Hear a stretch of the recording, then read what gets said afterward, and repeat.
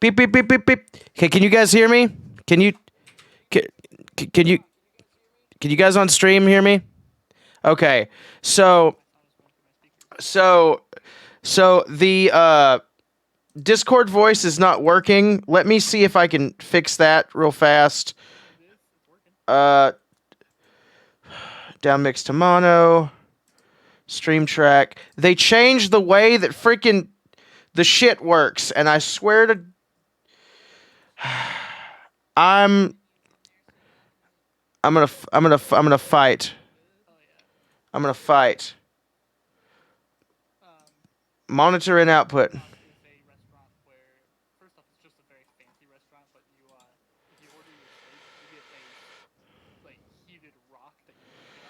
Can you guys hear them on stream? Can you guys hear them?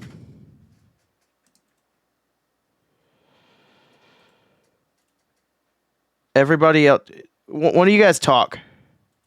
They ship nationwide? Dang it. Oh yeah, Peapod? Yeah, it's like super freaking expensive. But yeah, they do. Man. I freaking love pizza. Especially deep dish pizza. This one's real good because what they do is they caramelize cheese on the crust. And so they have these pans, these cast iron pans that they like just rotate through. And they don't, and so they've just been seasoned to high health because they just keep rotating all of these pizzas through them. You guys should be able to hear them. Hey, you guys should be able to hear them now, I think. I'm pretty sure. Ahoy, Manoy. I'm so glad I ate before this because talking about pizza and burgers would have just made me starve. I haven't ate before this. You know, you've got some time right now. Please grab some. With the money that I gave you specifically for food, I'm brandishing a knife at you metaphorically. Why is my mic money for picking up food. so I just much haven't shit? ate because like I went to bed at like 3 to 4 a.m.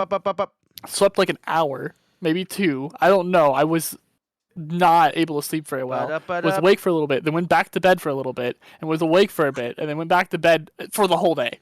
Just the whole day. Okay. Chesk, you mythical creature, just eat. Okay. How do I sound? Everybody on stream. How does Jim sound? Does Jim sound good? I didn't have a follow up for that. Just imagine one. Just use your imagination for the follow up. Galarim, you're being my you're being my ears. How does Jim sound on stream? I almost forgot that I have my flashcards that I made that I need to grab. Heyo. They're right here if I can get them unpacked. Or anybody, really. Anybody, really. I need some confirmation, please. Can we get a sound off in the Twitch chat, please? Can we get a yes or no for if Jim is hearable? No can do, buckaroo. Scraw. Scraw. I just want to know how I sound. What Jim? You motherfuckers! You motherfuckers! Just give me a straight goddamn answer. Adrina's here. Hi. Please, Drano. Hello. Traditional marriage. I can't hear you asking if you can be. That's your straight answer, Jim. Of course it is. All right, because apparently when OBS. Do we need to futz around with Fox's mic to? No, Fox is coming through okay good? on the dingus. It's fine. I'm sorry. Very scientific term. No, it's fine. I just don't know what. Get it good, you know. Get good, Fox. I just don't know what label frame left. Because everybody's just goes into the grounded section. Because nobody's peeking. Nobody's peeking. It was good seeing everyone. Bye. It should be good. All right, we're just going with this. I'm gonna listen to it and agonize it later. Drino, thank you for the 200 bitty boys. I appreciate you. We're gonna start now, okay? Is it okay? I can't hear. Yeah, I was gonna say Jim. Jim is making zero sound. No, I have myself on push to talk. Okay. How does it sound when he is talking after push to talk, though? The ultimate question. Okay. I mean, I can turn myself up. It's no problem. But like, I just wanted to make sure I am not peaking because I'm going into the red on my screen. But I just wanted to. Because he's stupid loud. He just is. He's loud. Jim is I feel that chronically way. streamer. Yeah. I like it. All right, are we good? Are we ready? Are we good? I also have sushi sitting in my fridge waiting for Cool, when it's good. dinner time. Fantastic, wonderful. It's time. Is it time? I'll just wait until you meet him in person, Adrenaline. All right. Hello, everyone. I am the Big PP Man with the Big PP Hands. My name is Dokuro Jim. Welcome to Rolebold D&D, the Heckna campaign, episode 11. That's 2 ones right after the other because we are number 1. And number 1. We're 11. Double hockey sticks, you know? Yep. Heck! As a bit of a preface, we have 2 people missing this session, so we're going to be a very slow rolling session. Yeah, we're gonna chill a bit, but we're still going to have fun. Yeah. Also, did we want to continue hanging out just a little bit longer, or did we want to get into game? Whatever you want to do. I just did my intro. Yeah. I would like to hang out a little bit since we didn't hang get out a to little it. I bit. haven't talked to you guys in a while. Yeah, I mean, like, even though we did do the one shot, it still feels like it's been forever. Yeah. Yeah. Agreed. So No. I'm more than happy to hang out for a bit, and also the chat can now hang out with us. Oh, also, I need to get this Yeah. out. I need to get this out of the way. Big thank you to 4 Seasons and Undeadly for their Patreon contribution. I need to remember to do that every time we stream. Yeah. Thank you very much, Undead. And 4 Seasons, I recently found out who they are. That's Glenda Goodear from our LARP. Hey. Can't remember her real really? name. Can't even remember her character name. Oh my Glenda God. Goodear is just what the kobolds call her. Indeed. And that's because my she's God. an Very elf and nice. she's one of the few Although- good elves. Where did The one Why is shot, there not? I know that we didn't stream it. It was so fun. Oh yeah, we did stream the one shot. Yeah. I did record Jim it though, wasn't there. and Jim fixed it.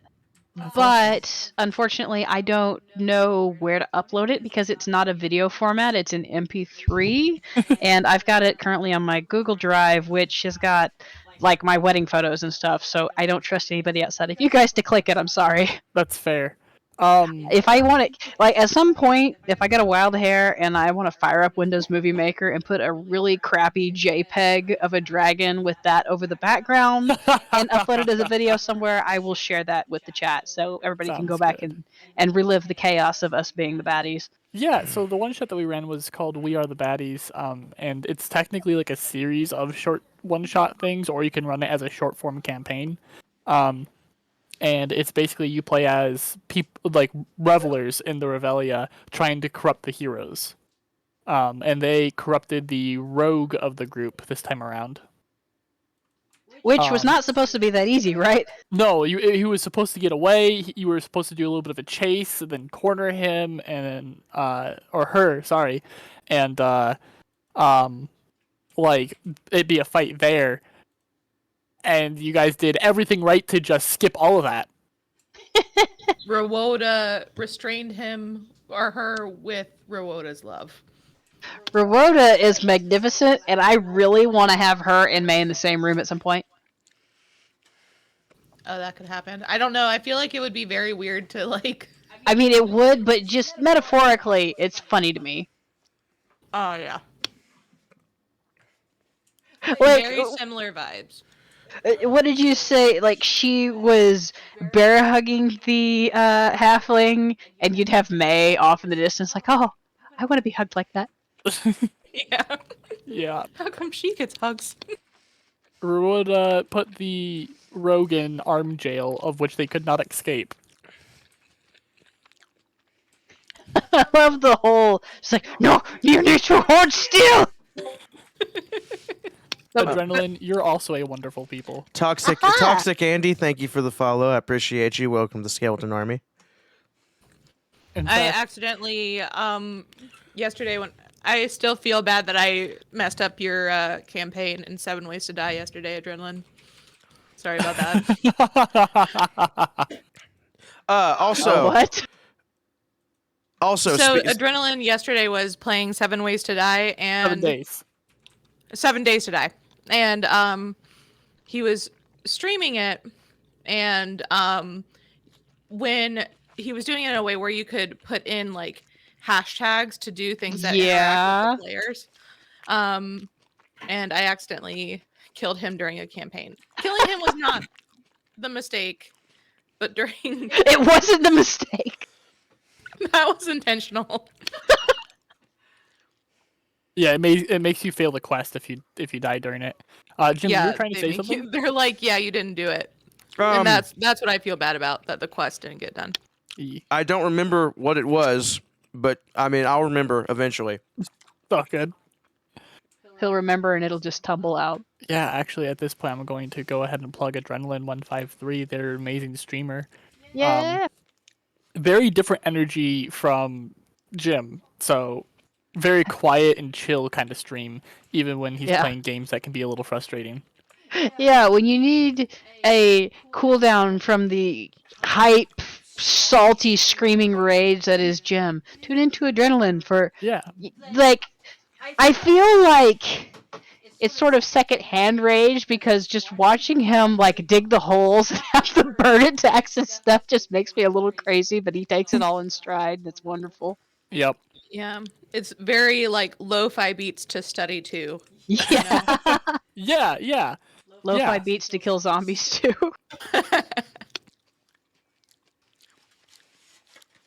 And very, just a very amazing person in general. He's the person that runs my favorite LARP, so... Oh, yeah, I remember what it is now. Yeah. So, a couple of you motherfuckers on Twitter have been asking when 2DM's One Podcast is going to come back, because we hadn't done it for a couple weeks. And I would like to sincerely apologize. I just haven't had any ideas. And when I don't have ideas, it feels weird to just get in front of a mic and just like try to do a podcast when literally it's just, free thought form. I need some Jim, sort of structure. Are you sure about that? Because you can talk about nothing forever. I know, but it doesn't feel entertaining to me. So who finds Jim entertaining when he stream of consciousness's life? Yeah. But anyway, so I had a few people ask me on Twitter when 2DM's One Podcast is coming back. So this Wednesday, we're going to be talking about homebrew, because I definitely didn't steal Ken's idea. Shut up. I was going to suggest we do it. I already asked Ken if he would be upset if we did that, just to be safe. Good, because I definitely didn't steal it. But and if you want, just like letting you know, if you want to do the thing where I come on too, I'm down. Just let me know a few weeks ahead of time. I'm super here for it. Oh yeah, we definitely will. Yeah. But yeah, I just wanted to make that known because a few people would ask me about that. Thank you to all the people who asked about that, by the way. I'm really glad that you're enjoying it. They only get like, maybe 10 or 12 views on YouTube, so I'm happy that the people that watch it actually really like to enjoy it and watch it, so that makes me happy. Also, we're almost at 300 views on the first episode of Heckna. Oh. So... For all of you that have been sharing around the first episode of Heckna, the audio is garbage. Please watch the rest of the series when I actually know what the fuck I'm doing. But yeah, thank you for your continued support upon this series and upon, Jess DMing and upon my channel and upon everything. So that's it. Yeah. That reminds me, I've been meaning to ask you, so I'm going to ask you now. Do you want to do more streaming just together? Like, we can play 7 Days to Die, or like, if you have Project Zomboid, we can play that together, like, so that you have more things to stream. Yeah, I mean, when eventually, like, I got so many games for Christmas, dude. I'm actually doing, so this is the perfect time to plug this as well. I'm doing a 24-hour subathon coming up Monday and Tuesday. It'll start Monday night and go into Tuesday. But we're playing Final Fantasy XIV, Dreamscaper, Risk of Rain 2, Atomicrops, Binding of Isaac. We're doing a fully random Pokemon Nuzlocke. So if you want to see that shit, it's going to be fully random. I'm talking random everything, so I cannot prepare for anything. The only thing that will be set is the story. I'm not changing any of the doors or anything like that. Hey, Jim. You said random a few times. Go into some detail. What does this random entail? Well, random means random trainers. They'll have random Pokemon in the wild, random starter Pokemon. So we're not going to know what we have for a starter. Random items all throughout the world. So you don't know what. Gym leaders? No, not random gym leaders. Random gym teams. Yes. But not random gym leaders. I don't know if I'll do random movesets and random typing. I might. I'm still kind of hemming and hawing. I want there to be some structure to it. But I might, if I go fully fuck it mode, I might do it. But yeah, that's gonna happen because I got 3 days off and I was like, you know what? I've never done a 24-hour stream before. I want to see if I can do it. So that's gonna happen. It might not be 24 hours. It might be over 24 hours. I don't know. Yeah. But, you know, it just depends. It'll definitely be way longer than I usually stream, though. If you want somebody to join you for any of the 2-player ones, like Risk of Rain 2, I fucking love Risk of Rain 2. Yeah, my friend Blue Greek, shout out Blue Greek, also loves Risk of Rain 2, and he's probably going to play with us on stream, too. But yeah, having 3 people would be fucking awesome. We should, if you do Final Fantasy, let me know, because I will definitely let you take the lead and tag along. Yeah. But yeah, that's it from old Jim Boy. So if we wanna get into it, we can. Yeah, we can get into it. Yeet. Our guest is gonna be a little bit late. Okay, who's our guest? The very good boy Finn. Oh shit! The dog. Why would you say dog, Jim? That's rude. He's just a very good boy. Ear. What's up, Hingle McCringleberry? Shout out, Hingle. I miss Hingle McCringle as well. All of his characters have been absolute bops for the one-shots. For those that don't know, every Sunday I run a boss battle showdown kind of thing. And it's just pretty much one-shots, but he's been running a few characters, just leveling up for each one. And he has a character named Finn, which is an awakened dog wizard. I love it. Aside from actually just talking to him in text a couple of times because I adore dogs and I know where his character art came from, Yeah. I have not actually interacted with this person, so I am greatly looking forward to this. Yeah, he's literally in every single Sunday boss battle showdown. In fact, at one point during his sign up for it, the little note he left was, "It's not a correct Sunday without dunking on one of your bosses." That's kind of how I feel with Heckna. Like, it is my activity. It is the one thing that I look forward to. It is my old person bingo night that I plan my life around, and it does not happen nearly enough. Yeah. I feel that. God, I also just do bingo. And we aged Lindsay by 10 years. Listen, I Having an mean, internal crisis. It's fine. it's not even just playing on a stereotype. Literally, there are places around here that say bingo night. That's the part of the country that we live in. So, we can hang out after the call too, or after the game too, to keep hanging out.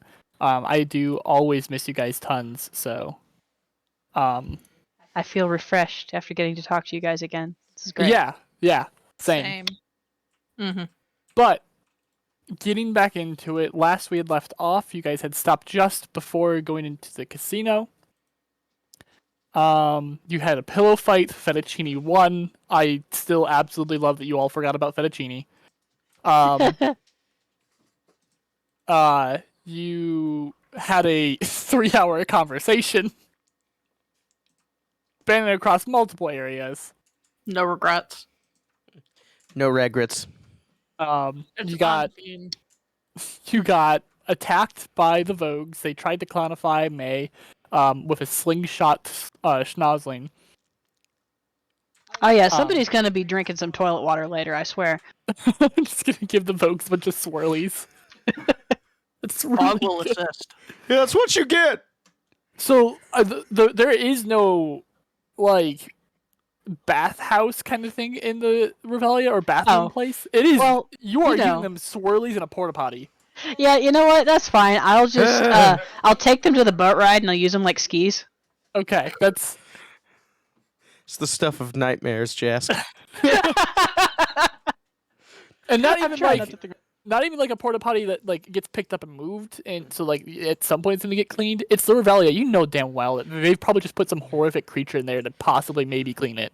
Porta Potty Swirly is my new grunge punk band. my new grime punk band. Crust punk.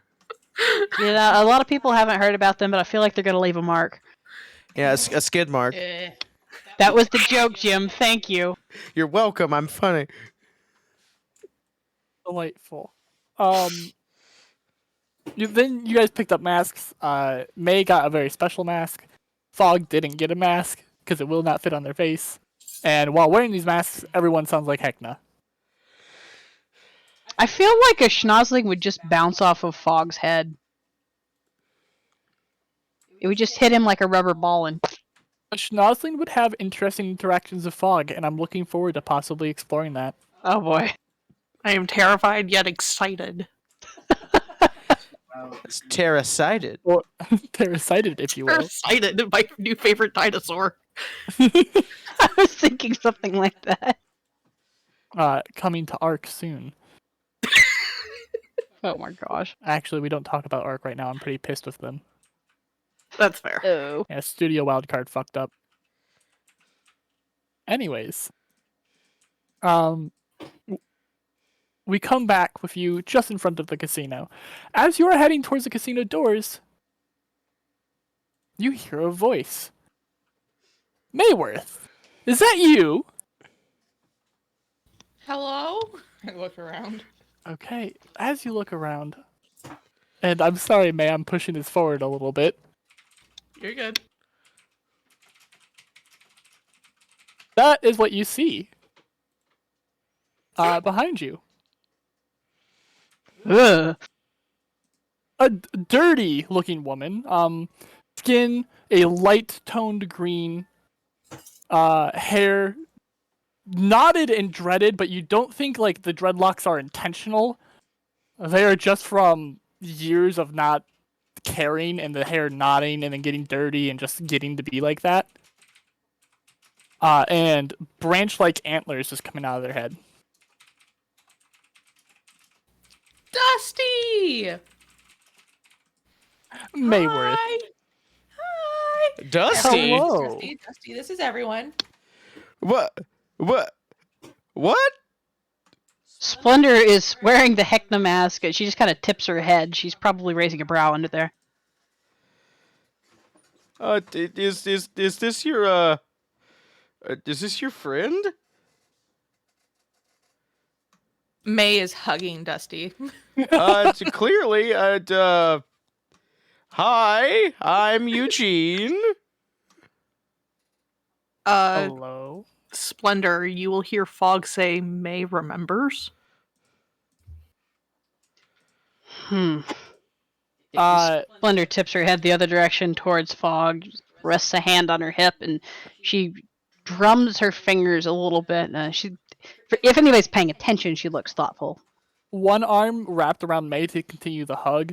And like this arm wraps around May. Like How many elbows we talking, Jazz? it doesn't wrap like a constrictor snake, but they are long arms. How many elbows? As far as you can tell, Just one? As far as you can tell. But as Eugene introduces himself, Dusty extends the other arm out towards Eugene, and again, they're just really weirdly long. And they offer of a handshake. Insight check. And while you like narrow your eyes, she does continue to introduce herself. Dusty Dora Rootrot. A pleasure. And you can make your insight check. Okay. While he's doing this, May's like, "It's been so long. It's so good to see you. How have you been?" And she's like blushing just a little bit, and like a little bit awkward. Splendor is still clearly like looking between the two. She's still very much calculating, trying to figure things out. Like The math she's girl meme. Yeah, and she's hanging out next to Fog. And after Fog said that, she's still just kind of hovering. Like she's not entirely sure what to do yet. And she's not bothered to say anything or introduce herself yet, but, you know, Eugene's in line ahead of her technically. 21. 21? Yes. So there's something about them that makes them hard to read. They're expressionate, so it's not that. But there is something about them that makes them weirdly hard to read. Do they look fey? I mean, they definitely don't look orc, and they have green skin. And then the branch antlers, like absolutely, they look fey. But whether or not they are actually fey is a little they look like they'd be from the same plane as Olive. They look like they could definitely be from the same plane as Olive, or just be a really, really dedicated druid. Yeah, Eugene will like, with his like 2 fingers, grab the hand and just shake it up and down, and he's be like, "Yeah, it's pleasure. So you're May's friend?"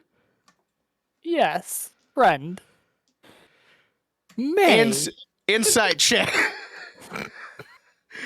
May looks extremely bashful, like, "Yeah, you could say friends." I'm gonna look at May. Blink twice if you're unsafe. Yeah, you hear that in your head, May. In Eugene's voice, you hear, blink twice if you're unsafe. May like stares at him. You can see through the mask that she's trying her very best not to blink. She like blinked once and she was like, "Oh gosh." Great, you've broken May, Eugene. Eugene sort of nods and just rests his hands like crossed over his chest. May, still staring, says, "No, this is Dusty. She is so great. She helped me so much when I was trying to become like, you know, a little bit of a, you know, name to be known in my hometown." Why have you never said that they were here until now? Splendor holds up a hand to Eugene to like try to get him to wrangle in his words for a second. Like, no, May, you've never said anything about anything because what's going on? What do you mean? I didn't know Dusty was here. How was I supposed to know? I didn't even know I was here until I was here. Exactly. I only just arrived. I came because I sensed something had changed in you, May, and I wanted to come see. You willingly came here? Yes. Wait, if you came here, then you've done so before? No, this was my first time arriving, but I know where May is, no matter where they're at. Do I know anything about warlocks, Jask? Wow. As a Paylor quote-unquote paladin, I would say that you probably know at least something about warlocks, yeah. Can I do an insight on that? Just not even based on Eugene's train of thought, but based on Splendor's. Yeah. Eugene is just looking at this person. My insight is not great. Let's see. Oh, that is a dirty 20. With a dirty 20, you get what you heard. You don't sense any maliciousness in that tone. And like I said, they're weirdly hard to read despite being so expressionate and seeming to be wearing their emotions on their face. So Eugene squints a little bit and he's like, "In what way do you know that?" Oh, I just Jim, you can't just ask how I know someone and like what way. No, but it's a little weird. I'm just saying. Just that close with May. Yeah. You can't tell that Splendor's frowning, but her body language has changed a little bit.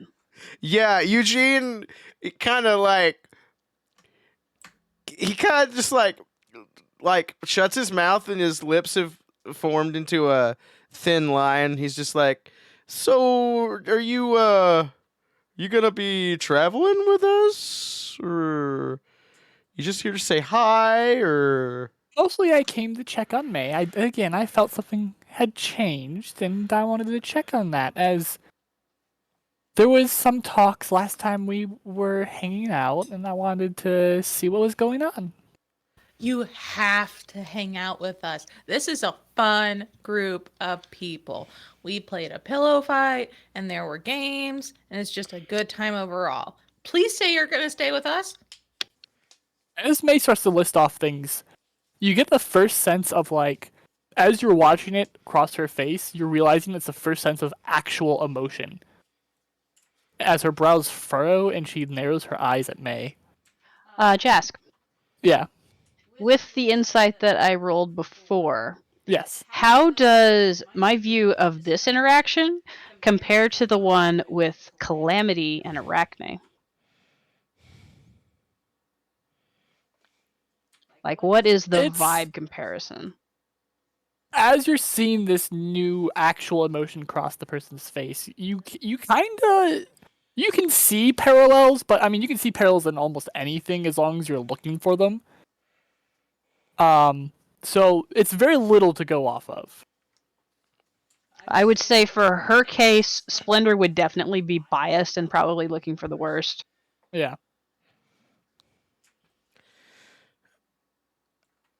Is that, something's changed? Yes, and I think I see it. And she taps May's, like, mask-covered cheek twice.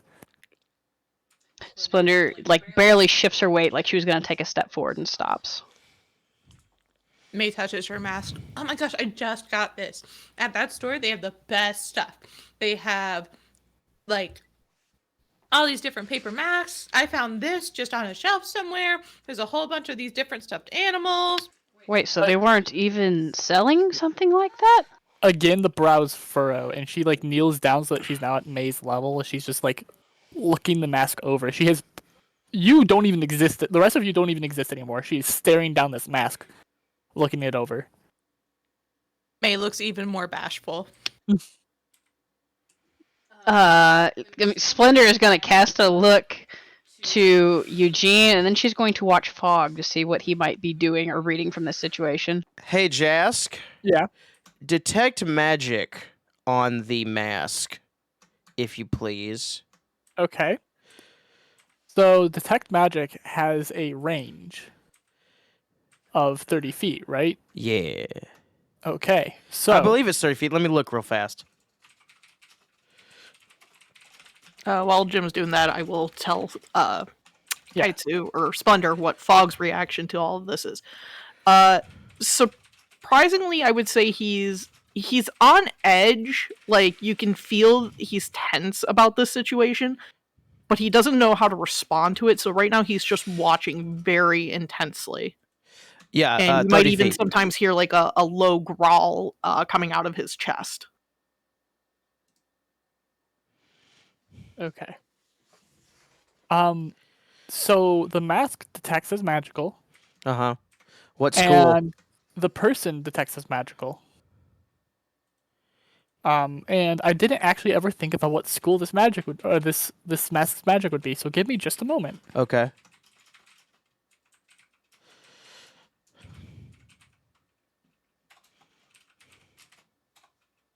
I'll probably run it off of similar to that one. Oh, that doesn't seem right.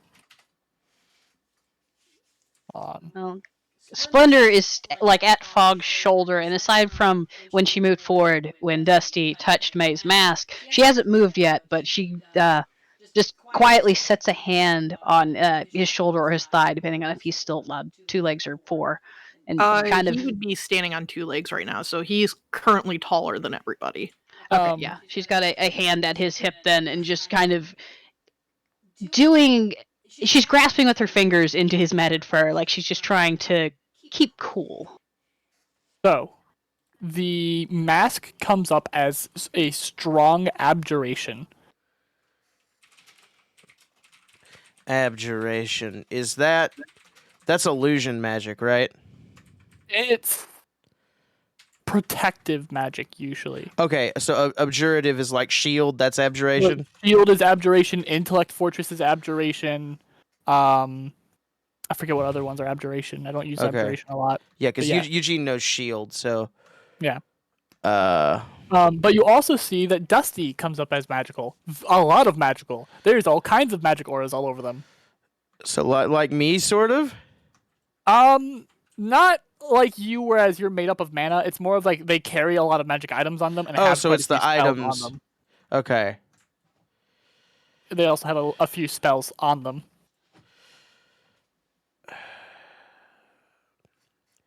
I can't pull Mayworth away. Well, it's always good to meet more of Mayworth's friends. We certainly could use some more around here, I guess. Like Splendor rolls her shoulders, and I didn't portray it very well, but when she speaks, she starts to feel a little bit more friendly and warm than she did a moment ago. Like she was testing the waters and found everything okay for now. Mm-hmm. Well, that's Eugene introduced himself, didn't he? Yes. Okay, well, that's Eugene, and I'm Splendor, and this is she gives Fog a chance to introduce himself, if he does, Nope, he keeps his jaw shut. He's just intensely staring at the situation in front of him. She pauses for a second to give him a chance to do so. So this is Fog. We have a few others, but they're following their own paths today. Good to know. I don't like the way you did that noise. I don't like the way she did that noise with her mouth. She finally looks away from the mask to look at everyone else. So you are May's friends then? Yes. Have you noticed anything odd about her behavior recently?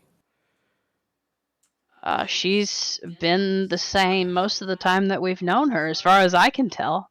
Wonderful. Yeah, this is the first time we're having anything weird happen. She is a delightful person. She remembers. Yeah, she you. is. Yeah. And I turn to Dusty. I'm like, I cannot wait to tell you what I've been up to since we saw each other. I can't remember a lot of it. When Fog talks, Splendor pauses and looks up at him.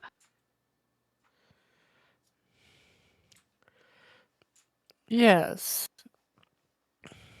She seems thoughtful for a moment, and then just puts on a smile.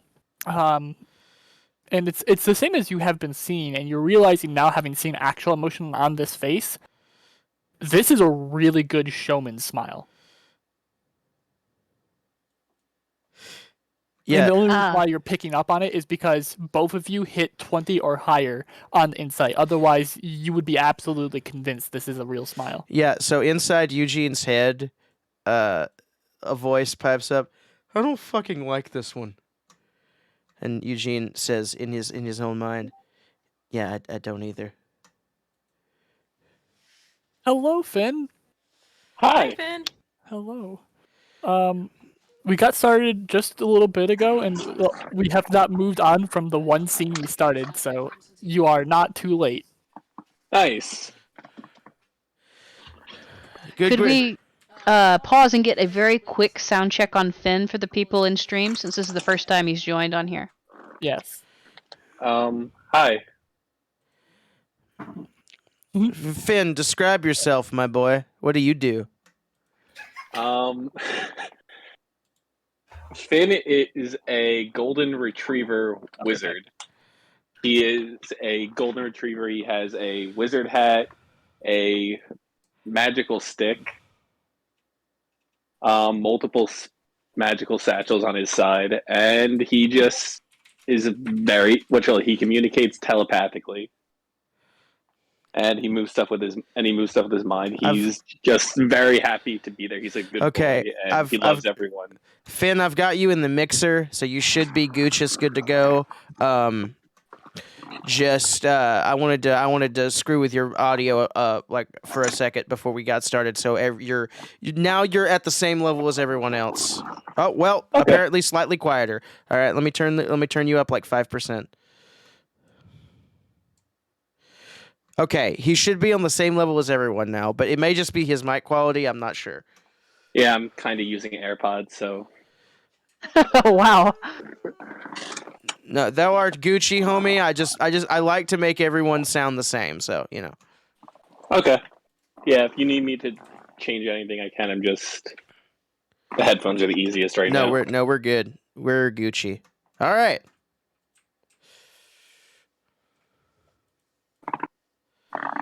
Jazz. But Fog had said something. Okay.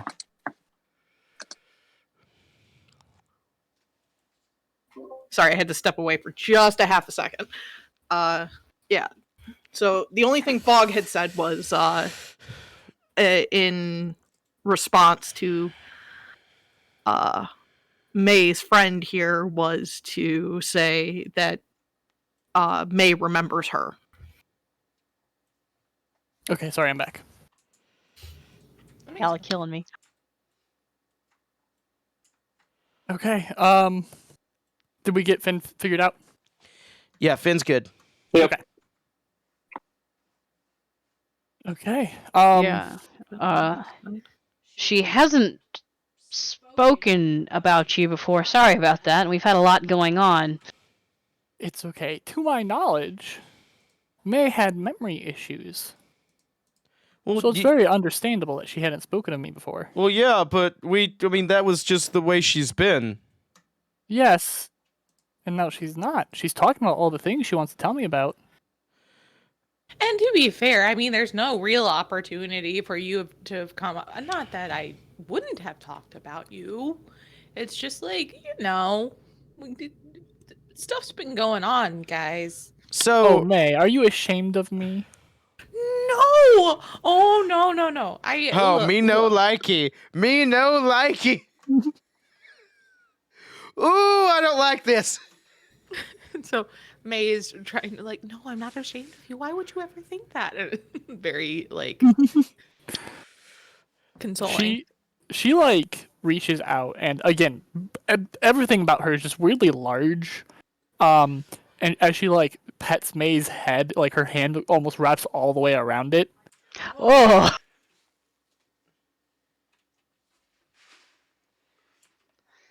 Well, that's I guess we'd better get on with what we were doing then, and if you want to come with us, I mean, the more the merrier. We've got space now. What were you doing? What were we doing, Eugene? We were gonna go in the casino, but I don't know.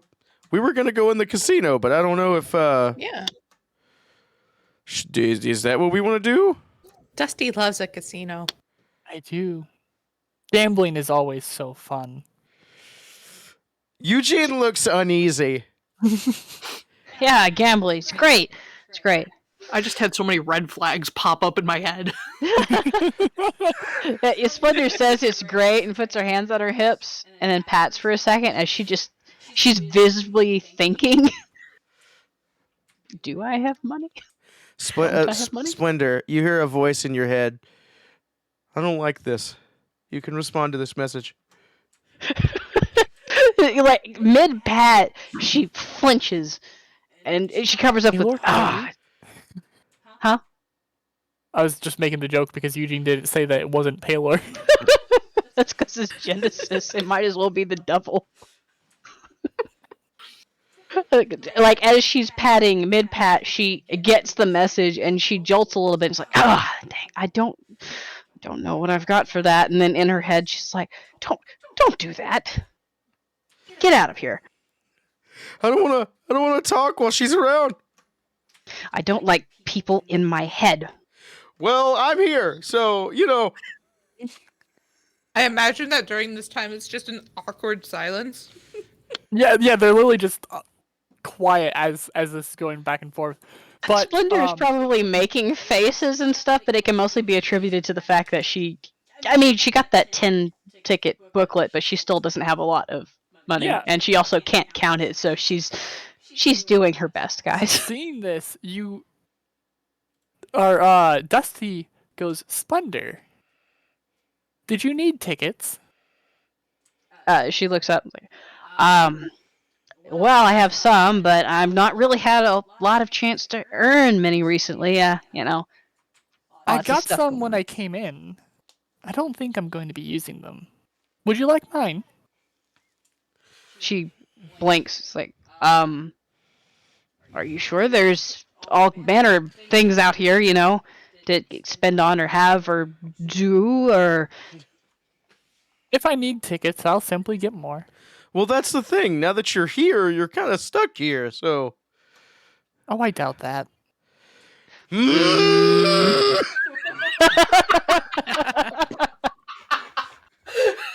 violently.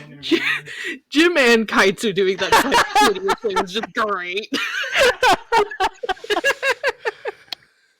Just in unison.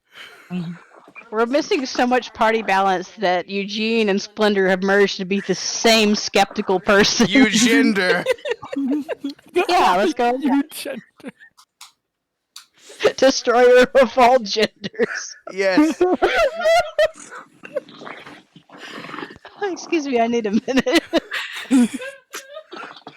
While you're regathering yourself, Dusty does reach into a little pouch that she has on her hip and pulls out a booklet of tickets and offers it towards Splendor.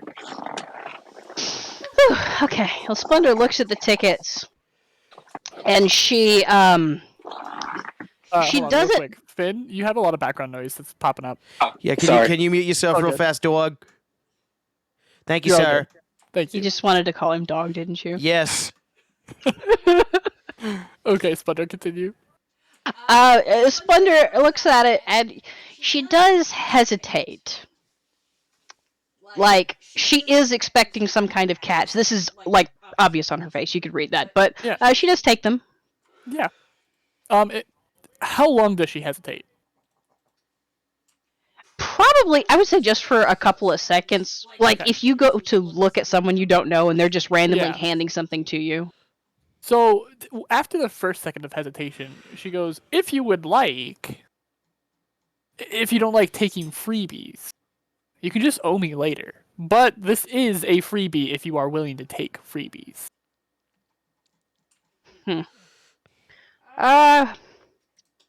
Fog will nudge Splendor's shoulder that she's reaching out with. Dusty's very generous. She's helped me out a lot. It's just, it's who she is. I like helping people. Splendor's brows had started to knit a little bit, then Fog's nudging her shoulder surprised her for a second. She reaches out and grabs onto the tickets, like, oh, well, all right. Well, maybe you can. Maybe we can figure something out with the gambling, right? Yeah. Okay. We do have a discount at the drinks at Felix's. Yeah. So I could always get you something there, pay you back, huh? I like the idea of doing something with the gambling. Let's do that. Yeah, gambling. That's cards and stuff, right? Yeah. Yes. Let's do that. I'm great at that. I am fantastic. I'm gonna win all the cards. Okay. What is everybody's I think you'll definitely win all the cards. I believe in you. everybody's passive perception? Bad. 15. Well, hold on. Let me look. Let me check and make sure. I believe it's 15. 13. You said passive perception, right? Yes. Yep. 14. That's 10 plus 14. perception, right? Yeah, it's 10 plus your perception. 14. Okay. Okay, so none of you see it. Oh, good. I don't like that. Good. Don't worry about it. I'm worrying Good. about it.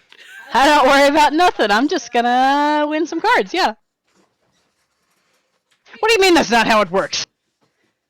So, Splendor, Yeah. as you have just made a deal, Oh, let me PP. take a look at something. Any gambling game that you play If it requires you to roll, you can roll twice and take whichever roll you would prefer. No, that's not good. I don't like Pardon it. me while I slowly type my note out. I don't like it.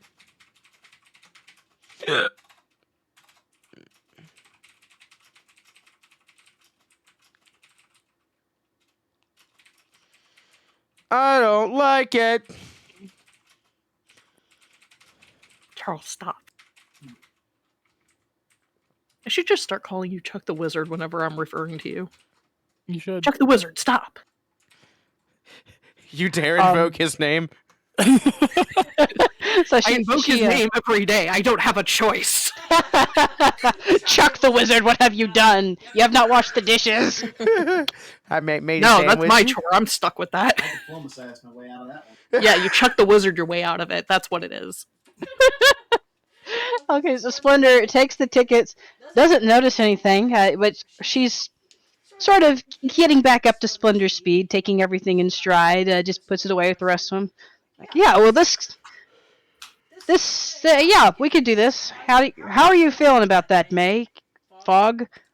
Thinks really hard. Eugene? About gambling? I think it'll be a good time. You hear in your head, I hate this. I don't want to. I'm not enjoying myself. Great, so we're all on board. Gosh, wait, it's right over there, right? Yeah. Okay. Jessica, can I get a retell of what the state of the Revalia is right now? The moon is currently, I believe, full. Okay. So everything's happy, and it's a little bit brighter than normal, but still dim light everywhere. And I mean, it's as peaceful as the Revelia is going to get. Yeah. Okay.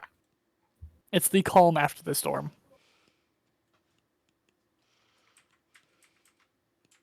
May links arms with Dusty and starts walking towards the casino.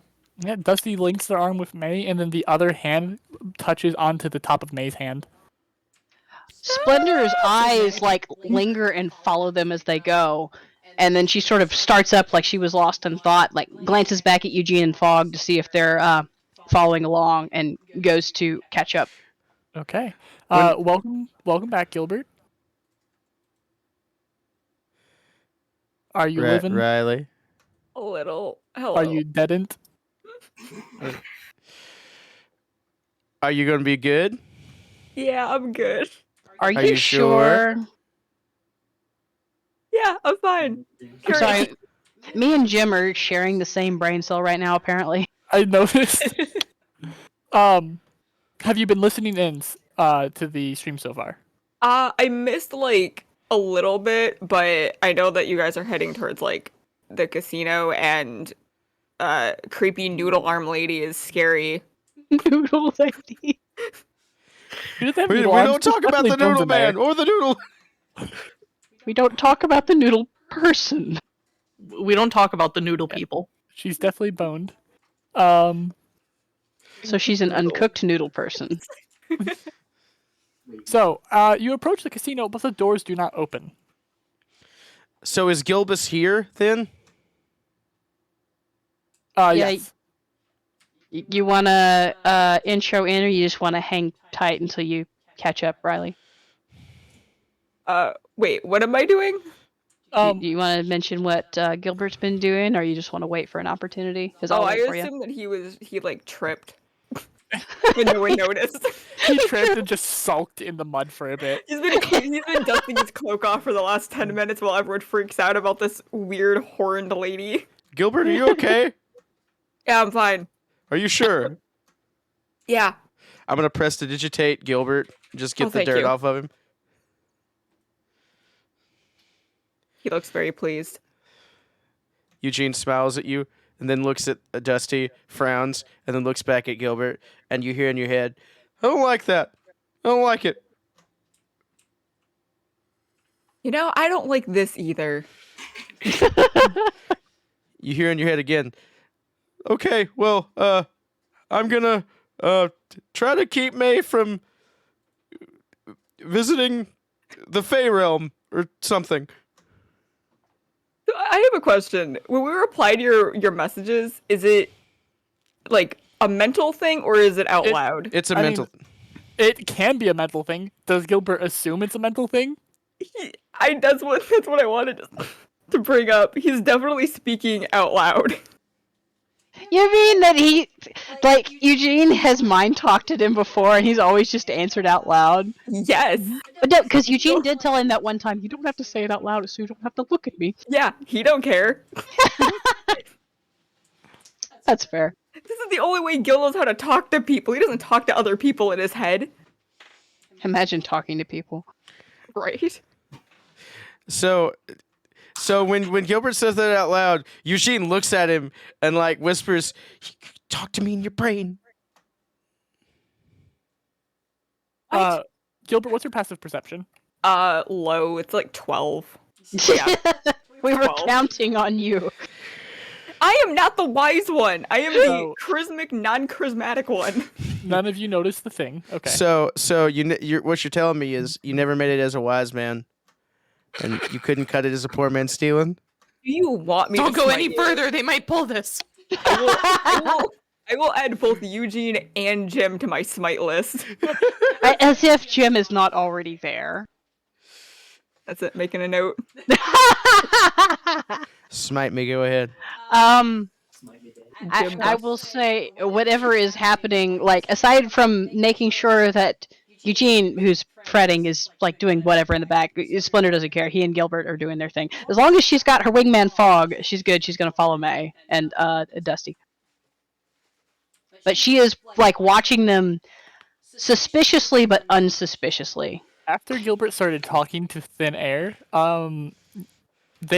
so May and Dusty have actually stopped moving. Dusty is just standing back still towards the group because I'm assuming that you guys had wanted to be like on watch. So she's just standing there. Mm-hmm. But the casino doesn't open? Yeah, the casino does not open. Oh, are they closed? That's such a...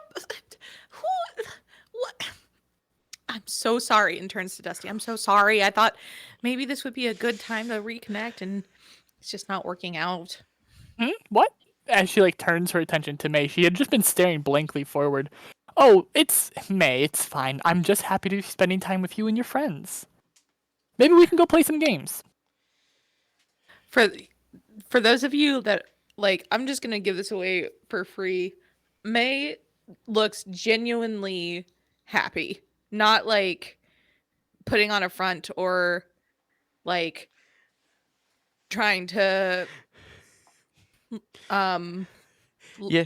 deceive anyone. She's genuinely happy. Yeah, I know, and that's why it's weird. How dare she be genuinely happy? Splendor, no one's allowed to genuinely be happy here. Like, Splendor is watching suspiciously, and it's not like... She's not watching with the same sort of suspicion as Eugene and Gilbert. I will say if somebody did want to insight on Splendor, they can. But otherwise, she's just sort of, general sus. Fog is the type of sus that you get from a pet when a new person comes over. I saw Dusty vent. That's fair. You didn't bring out them dog treats. Yeah, that's the problem. Dusty didn't bring Fog treats. We salute General Sus. All hail. Is the door not opening then? Yeah, no, the door appears to be locked. Looking through the glass in the door, you don't see anybody inside and the lights are off. So do we want to go play some Carnival Games? They have this amazing game. It turns into like you're on a boat. We're not doing that. You immediately see Fog freeze. We're not doing that. Sounds delightful. We're not doing that. I don't want to do that again. We're not doing that. Fog is shaking his head no. If you are also against it, I definitely don't want to make you do anything you don't want to do. We won't do it. Splendor, it takes a second, but she pats his leg. It's like, yeah, we did do that a while back. She is giving May a look, like she's still trying to figure out what's going on. No more a fog in the toot-toot tugboat.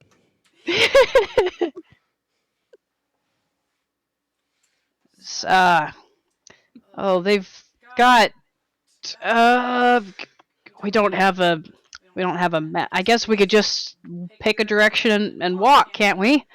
We remember where we remember how to get to the Midway, right? Yeah, absolutely. I think we're in the Midway, aren't we? No, you're not in the Midway. You're actually pretty far from the Midway at this point. Oh, okay. Can I punch the door? You can punch the door. And that's how Gilbert ensued a bar fight at the casino.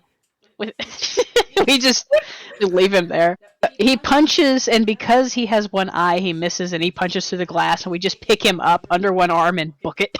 He's half blind. He doesn't have, like... Depth perception? 11. He's not just... picking on Gil. Man. Yeah, it's my favorite pastime. I mean, to be fair, same.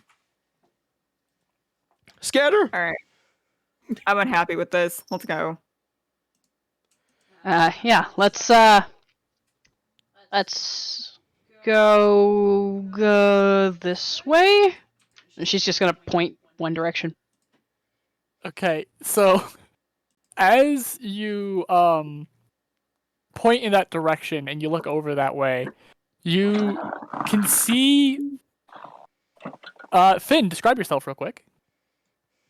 I'm also just going to put a picture in the thing, but I am, you see a golden retriever with a wizard hat. He has a little spellbook strapped to his side, a few magical looking satchels, a very nice stick. And I think, is what you told me happening, Jess? Yeah, so it's currently happening, yes. So you can go ahead and describe that.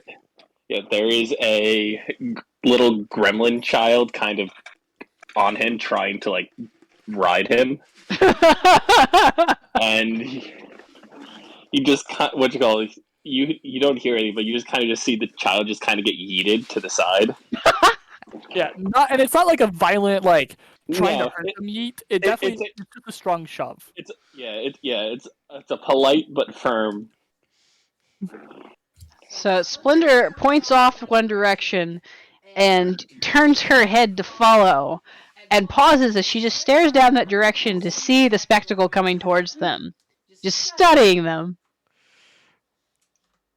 Like, because, sure, it could just be a dog, but this is a dog with a hat and things, and a child of the candy corn, formerly. Really? That's new. Wait, what? What is it? Gil squints. Is that a dog? I think that's a dog. Do I hear this? Yeah, you hear that. Loud whispering. You also hear by all the court, and May, you are let go of as Dusty approaches the dog. Wait, by all the court? Yep. Eugene pulls out his Pelor book and is flipping through shit. What does it say about Faye? What does it say? Excuse me while I get my fairy smiting handbook. You just hear into like just your head. Whoever just said, "What does it mean about Faye?" Hi, I'm not a Faye. I'm just a dog. But so only you hear that. Nobody else hears that. So he didn't actually say that out loud, unfortunately. Yeah. He's just shifting through the book. Jim, if you would like, you can go ahead and make me just a flat intelligence as you're trying to quickly skim a book for information. 20. 20? Okay. You find that, especially because you're looking for Faye specifically, you find that there is mentions of 2 major courts in the Fae. The Seelie and the Unseelie. Uh-huh. So from what I'm reading about Pelor here, he doesn't have any particular shit against Fae, but he's just like, be careful, they're tricky. Yeah. So I'm trying to see how Eugene would like, you know. As Dusty goes towards the dog, Splendor sidesteps towards May, like automatically. Okay. Like doesn't even say anything yet, just kind of stands next to May.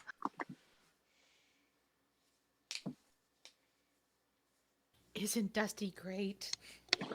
She's May, I don't know anything about her, and you think we could we talk later? I mean, sure. Yeah, we can talk whenever. I meant without other people, if that's all right with you. There's a lot going on lately, and yeah, I mean, we're friends. You can always talk to me. Finn, a large woman, and like by large I don't mean like she's big around. She's just very tall, and all of her limbs are just slightly too long. Approaches you and just starts like kneeling next to you and goes, "May I pet you?" Just voice rings out in her head. Yes, and just she gets a little boop. Delightful. And also Eugene just hears in his head, "Hi, Eugene." The question. What? Dog? Eugene? Hello? It's not Eugene or Paler, it's Dog. Yes, hello, this is Dog. It is God, but backwards. Do we know Eugene, were you coming into hell with me? How did you get here? Do you know what? So why do you look different? What? Eugene just stares at the ground. I have never met a talking dog. His tail just drops. Oh. So, despite this conversation having happened in your guys' head, yeah, one side of it, hear Finn's side is silent. Eugene's side is vocal. Eugene also has the ability to talk to people in their head. Yes. Oh. Yep. So, despite this conversation being silent, Finn, you hear, because everybody else hasn't approached you yet, you hear from Dusty saying it's okay. He probably just doesn't know you yet. Different worlds, different realities. Okay. That means we can be friends again. Mm-hmm. Just as she keeps petting you. Yeah. And then you hear to everyone hears this. Hi, I'm Finn. Would you like a bone? Finn, I would love a bone. How many are you? How many? There's 6. 1, I 2, think. 3, 4, 5, 6. Yes, there are 6 people total right now. Yeah, you just see the bag on his side magically opens and just 6 bones that are all much larger than the bag start floating out. Splendor This is stops such a good bone. Splendor stops mid side whisper to May as she sort of balks at the bone, and she's looking at the floating bone, which I'm guessing stops in front of her, and she grabs it and just beholds the bone, ponders the bone. Like a wizard pondering his orb. Yeah. That means we're friends now. If one, I'm assuming they all like float in front of each of us. Yeah. Can I tell what kind of bone it is? Do they look Because I'm trained in medicine. Can I you tell? can go ahead and make me a medicine or a nature check if you would like to try and identify what this came from. I will take that medicine check. That's a 9, big boy. Fog does not care. He chomp bone. Splendor also doesn't care. She's just wondering why she's holding a bone and people keep talking in her head. May also does not care. She's admiring the bone. Like, oh my gosh, such a good one. Okay, I rolled a natural 20 for 25. Okay. Jeez. Finn, did you have any idea of specifically what you wanted this bone to have come from? I'm just rolling a D100 right now to decide. That is it appears to be a little kobold bone. That is for gills specifically. Each bone is from something different. Yeah. What is Eugene's, Finn? I must know. Eugene, you got a 9, right? Yes. Your Yeah. Does Eugene ask me? You're not Yes. sure what the bone is from, but you can ask Yes. Finn. Yeah. He's like, what are they? What are these from? But you got these bones for me. Okay, we're gonna have a talk later because I don't know you until right now. So if I've known you before, there's some magic stuff going on. And I don't like it, and yeah. Is this still a head-to-head conversation? That is you have an elven forearm, Eugene. An elven forearm. Yeah, Eugene just goes. Eugene just goes. And drops it. Are these? Is this still a head-to-head conversation? Yes. Yeah. Okay. So Finn cannot speak verbally. They have to speak in people's heads. They are a yeah. dog. I was wondering about Eugene though, because I can see him doing either one because he knows the rules of speaking in the head, but he might speak out loud for everybody else's benefit. Yeah. Yes. Would you like to pick a different bone? No. Can I just give you the bone back and you can hold it for me? I have the bone. You can have the bone. Yeah. Wait. I was saying that stuff in my head, and she. Yeah. She verbally said that. Yes. Eugene stares, like, and he just nudges the bone over to her with his foot. You know, the Eugene I know is also horrified when I give him bone. So I don't know. You seem like you're my Eugene. You just might not know it. Are you my Eugene? I'm my Eugene. Of course you are. I'm very proud of you. Cool. Can we go, please? I need just a little bit. As Dusty puts the two bones side by side, you watch as she casts a spell, and the bones break down and shift and change, and she makes a bunch of little chimes made of bone as she casts Fabricate. She then takes out some twine and ties up all the bones into her horns. There. Now I look a little bit more of the area. It looks magnificent. Thank you. Bone little notebook comes out. You just see a quick pen to scribble down bone jewelry and put it away. Mm-hmm. In the background, Splendor has the bone. She's turning it side to side, and while they're having the conversation, she's just nunchucking it in front of her like a little kid. Fog's just in the back, chewing on a bone. All right, guys. If anybody wants more bones, I have 1,000 pounds of these things.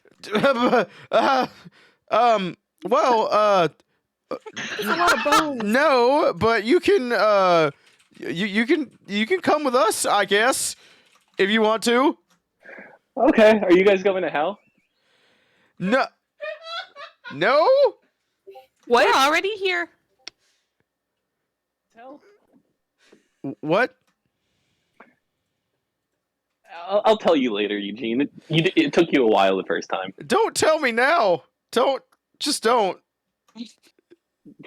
It's fine. I'm sure it's fine. The unsettling crunch of bone on bone crunching. Splendor has now, she against her better judgment, she's gone from her serious little aside to flipping the bone around, and now she's holding up her bone and comparing it to Mayworth's bone. I don't know. I bet this is a dragon finger or something. What about that one? Oh, I have a dragon bone if you'd like. Oh, Fog, you said you're in the back? Yeah. Okay. May, you were going to say something? Go ahead. I don't know. I don't know what kind of bone this is. And I look and start to poke around. Can I make you check on what mine is? Absolutely. Nature or medicine? Oh no. Also assist with that too. You know what? I'm gonna go ahead and roll on mine. Like Splendor might know as like a passive thing. It's a nat 1. Of course she doesn't. Very good at identifying bones, you guys. I'm good at breaking bones. That was a where? 16. A 16? Okay. Finn, what kind of bone is it? I'm rolling on like the D100 just so like I already like kind of set up like each like race for like a set of 10. So just that is a human bone. That is a upper thigh bone. From what animal? From a human. Yes. Oh, good. May's like, That looks You know what? I don't know. It's, and again, very good bone. How did you get it? Oh, Eugene got them for me. Splendor looks at Eugene. Yeah, Gil does as well. Eugene stares Yeah, back and just shakes yes. his head like, "No." Dog. Yeah. I gave you a Yes. bunch of gold to go into town, and you got me my bones.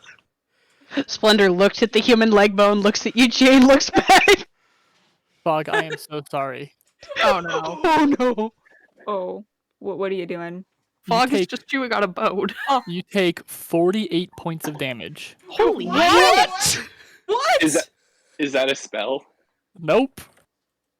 As you get sneak attacked with a nat 20 from a clowned rogue. What the Do we hell? see? Do we see anything?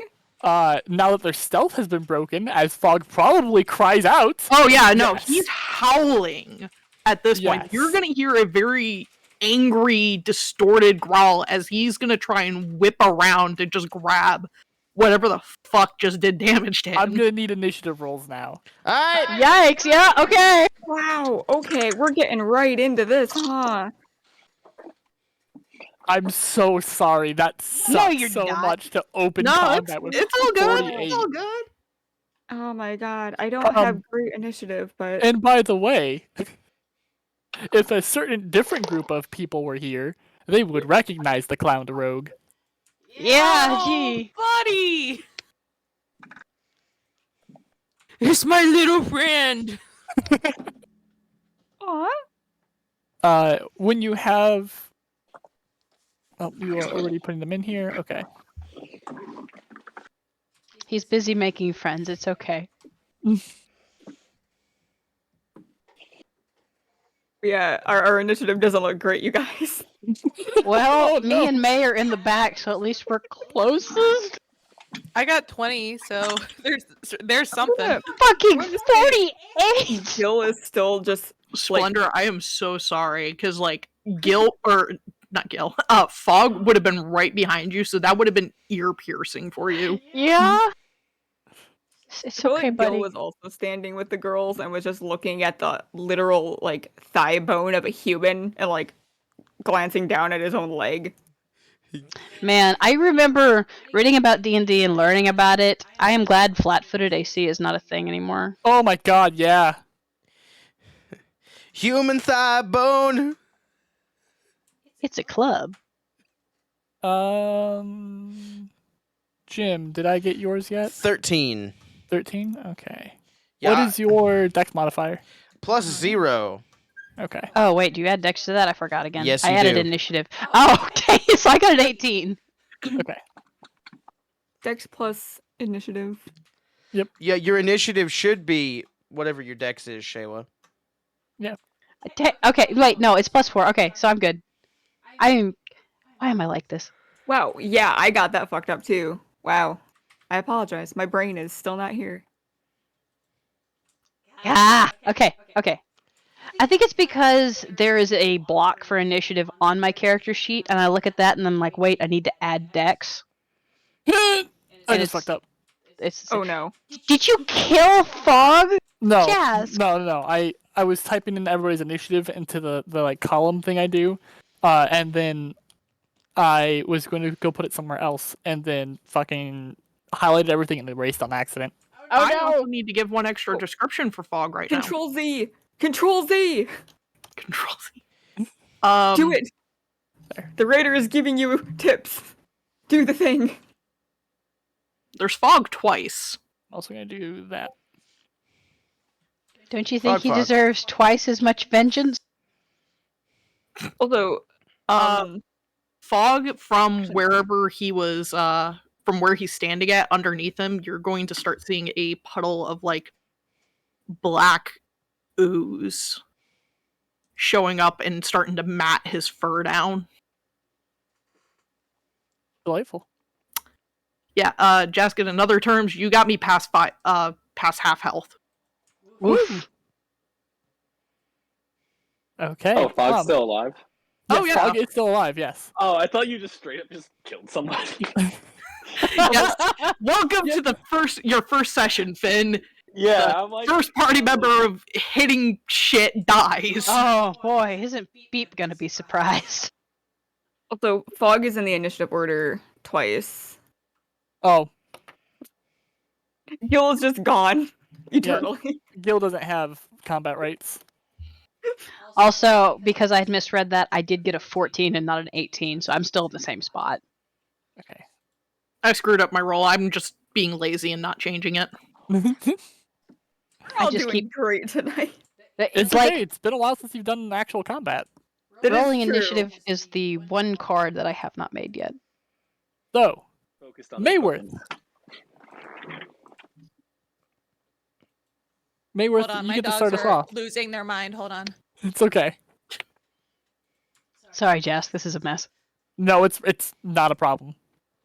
I will say, if we had met Finn under different circumstances, Gil would just be like a puddle and just Yeah. wanting to pet so bad because Gil loves dogs. Finn loves Gil. Finn That loves makes- everyone. That would make Gil so happy. Yeah. Fog felt Except for, his position be except for like a threatened. few devils in Stygia, but... I am a little Alright. concerned. Oh, actually, no, sorry. Galorum just reminded me I've always done surprise rounds wrong. And this Oh? technically was a surprise round. Fog, you get to start us off. Oh, Oh yeah.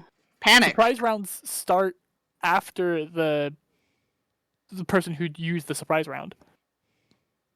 So our initiative still counts, but it starts on halfway down the list instead of at the top. Yep. Okay. I think we did that with Calamity's cats. It's less confusing this time for some reason, so we're good. Yeah, I think we just never really knew how surprise rounds worked. I've known, but I always forget. So Fog, what are you gonna do? Well, he was stabbed. He's not happy.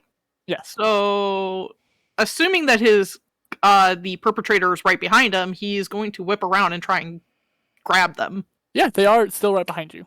So, yeah, he is going to more or less grapple this, or attempt to grapple this person. Or thing. I don't have anything for grappling, though. It would just be an athletics.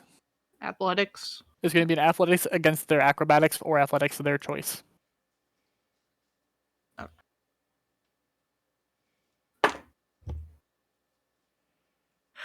Not 20, so that's going to be a 25. Okay. So I'm going to choose the honor the nat 20, even though this is technically a skill check and you can't nat 20 skill checks. Because he got higher than a 25. But I'm choosing to honor the nat 20. So you get a good hold of him. Okay. Or sorry, her. I don't know why that they are him in my head.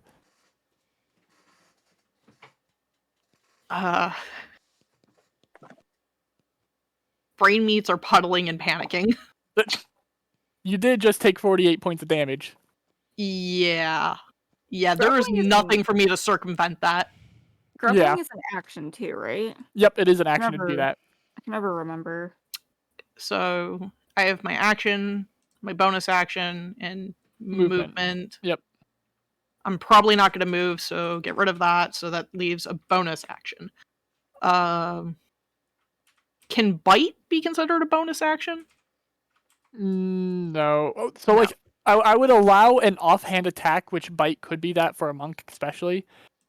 But to do an offhand attack, I believe you need to make a main hand attack too.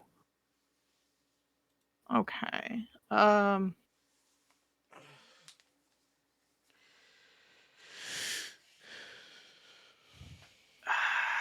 don't think you have any bonus actions. No. Not a lot of classes give bonus action stuff. That's good. So, I will actually end my turn there. Okay. So right now, this person is just restrained by Fog, by a very pissed off Fog. Okay.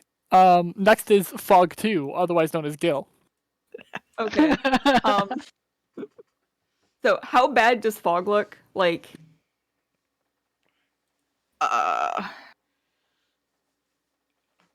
Okay, like- because I can't do shit for max. Fog's max health is 63. He's at 15. okay. So Not good. Gil's gonna walk up to Fog, after seeing all this and hearing it, and you are immediately going to take 23 points of healing as I use my Lay on Hands So ability. sorry, Gil. I'm so sorry. Oh wait, you lay on hands. Okay. Mm-hmm. It's Lay on Hands. Not a spell. You're fine. Continue. Yep. It's just which that's terrifying. Not gonna metagame. Where's my fucking? I don't know how to do shit anymore. I want you all to know I am the DM who will counterspell a Revivify. Lovely. Thanks for letting us know. Appreciate that. So hold on to my counter spell. Okay. Okay. And then wait, he's got the dude grappled, right? Yes. Yeah. Girl, whatever, whoever this thing is, I don't know who it is. I don't know. I think their gender rights are a little dicey right now. Yeah, 'cause they can did we get stab your Fog. pronouns, please? Just so we're. You gender has destroyed their gender. Yes. You are now the omni-gender. Be whatever you want. About to be So- a pile of what's- fucking meat here in a minute. I was gonna say, what's that joke? I'm gonna make your pronouns was were. So if I use my action to use Lay on Hands, can I still attack? Because it says I have 2 attacks per action, but do I have No, to use to my take your first second one? attack, it does. It's so what it is when you take the attack action, it happens twice.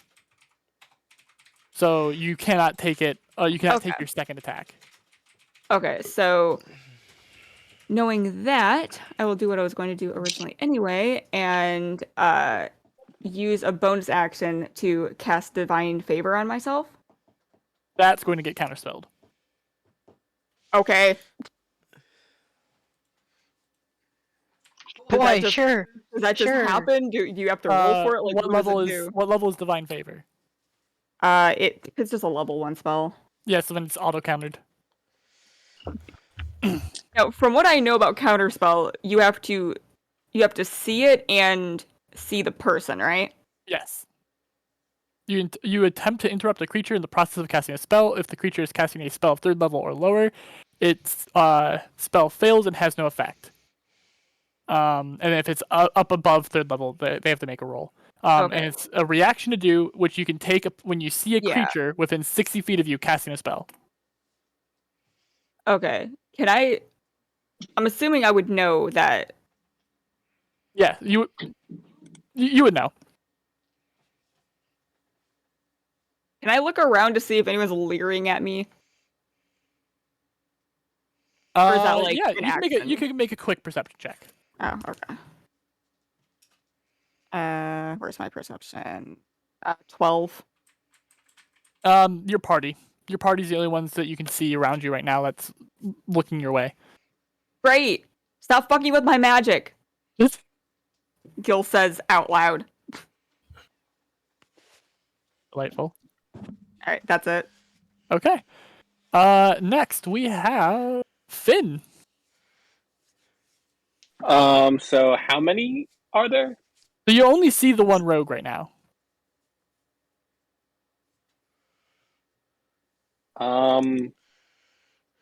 He's grappled, right? And he's grappled. I'm going to cast Magic Missile at a first level. Just go like, hey man, that's not nice. And I'm going to use a charge of my spellbook, which does an extra 2d6 damage and knocks it prone. Nice. I just go like, hey man, that's not nice. Delightful. Go ahead and roll your damage. But they're being grappled by fog, so technically it would just do the extra 2d6, right?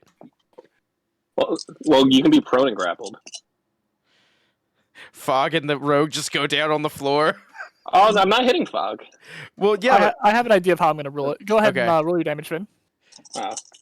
By God, JR, I don't want to hurt fog. Yeah, you're good. You're not going to hurt fog. 16 plus You will 19, survive this 19 season. damage. Okay. Fog, you have like a vice grip on this person, and suddenly you watch as like their torso bends in a little bit from a massive impact of force, and like if you weren't a large class creature of muscle and bone, they would have been ripped from your hands. Instead, you go down with them, landing on top of them, snarling down. Can I use my bonus action, because I have a bonus action to like shove somebody, I can try to shove someone prone with telekinesis. Can I use it to try and keep Fog from getting knocked prone, or is that... Fog isn't prone because Fog usually walks around on 4 legs. Fog is now in a more comfortable state.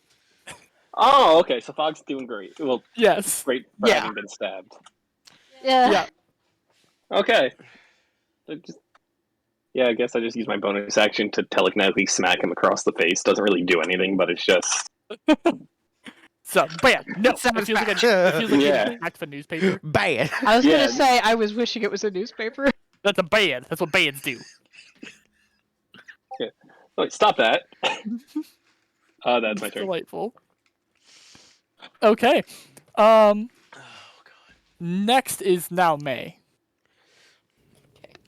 So I think May, seeing that this thing has like hurt one of her friends, she lets out a like ah! And like jumps on top of the pile of Fog and this rogue, and takes the bone that was in her hand and starts beating the rogue over the head. Seemed like typical May behavior. I love May so much. It's like feral May. I mean, for it. Everyone was here when she tried to beat up the car. I mean, we should have seen the signs. Yeah, she kicked it though. She didn't beat it with a bone. No, but I mean, like, because she thought it was a creature and she was trying to beat it up. Yeah, the violent signs were there. Everyone ignored them because she's cute. May, the creature is prone and grappled. You have advantage on this attack. Ha! Amazing. I also would like to argue that I'm using this bone with 2 hands. And in that case, I would like to use my 2-weapon fighting. Hold on. 2-weapon fighting, like 2-handed weapon fighting, or is it dual-wielding weapon fighting? 2-weapon fighting. It's a weapon in each hand, so it wouldn't count. Yeah, that's a weapon. That's a different weapon in each hand. Dang it. Okay. Yeah. What about vengeance and retribution? Take a level 1 paladin, May. However, May, what is a bone if not just a 2-handed bone if not just a great club? So that is going to be a D8 bludgeoning when you do hit. Wow. This is not even an improvised weapon. This is literally just a club. What is a man but a miserable pile of secrets? So that is a 15 to hit. Did you roll with advantage, by the way? Oh, I did not. Let me do one more. I just want to see May go ham on this. All right, that's going to be 20. Okay, that will hit, but 15 would have missed. Okay. So what do you want me to roll to hit him? That is going to be a D8. A D8. Yep. Her, not him. Her. We'll get it right by the end of the combat. I know. By the time they die, we'll have it down.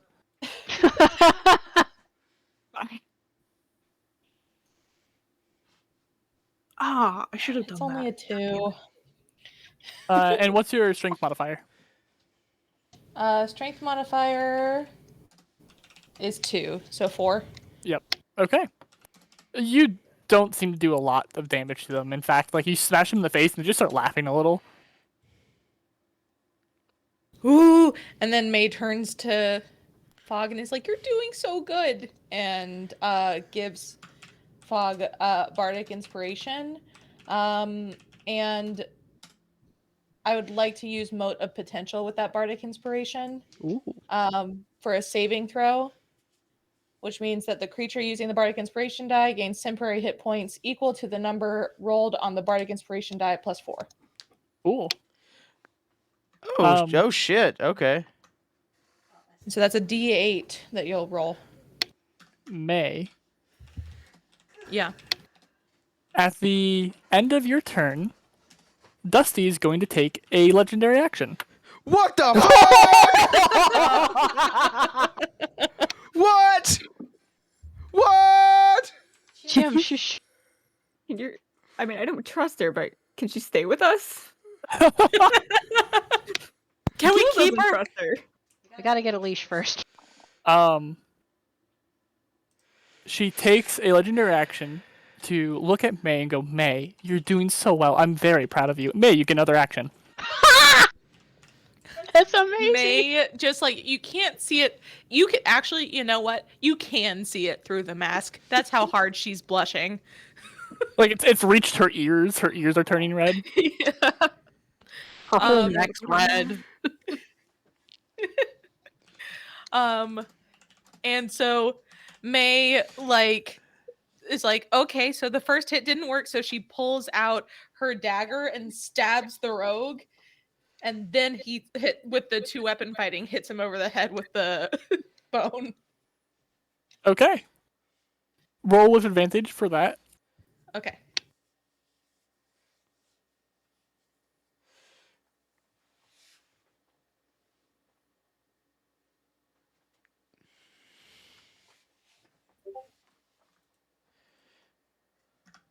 Okay, so for the dagger, it would be 16 to hit. A 16 is going to miss. Dang it. Okay. Only barely. You go to stab and like your dagger hits some of the studs in the leather that they have and just slides off.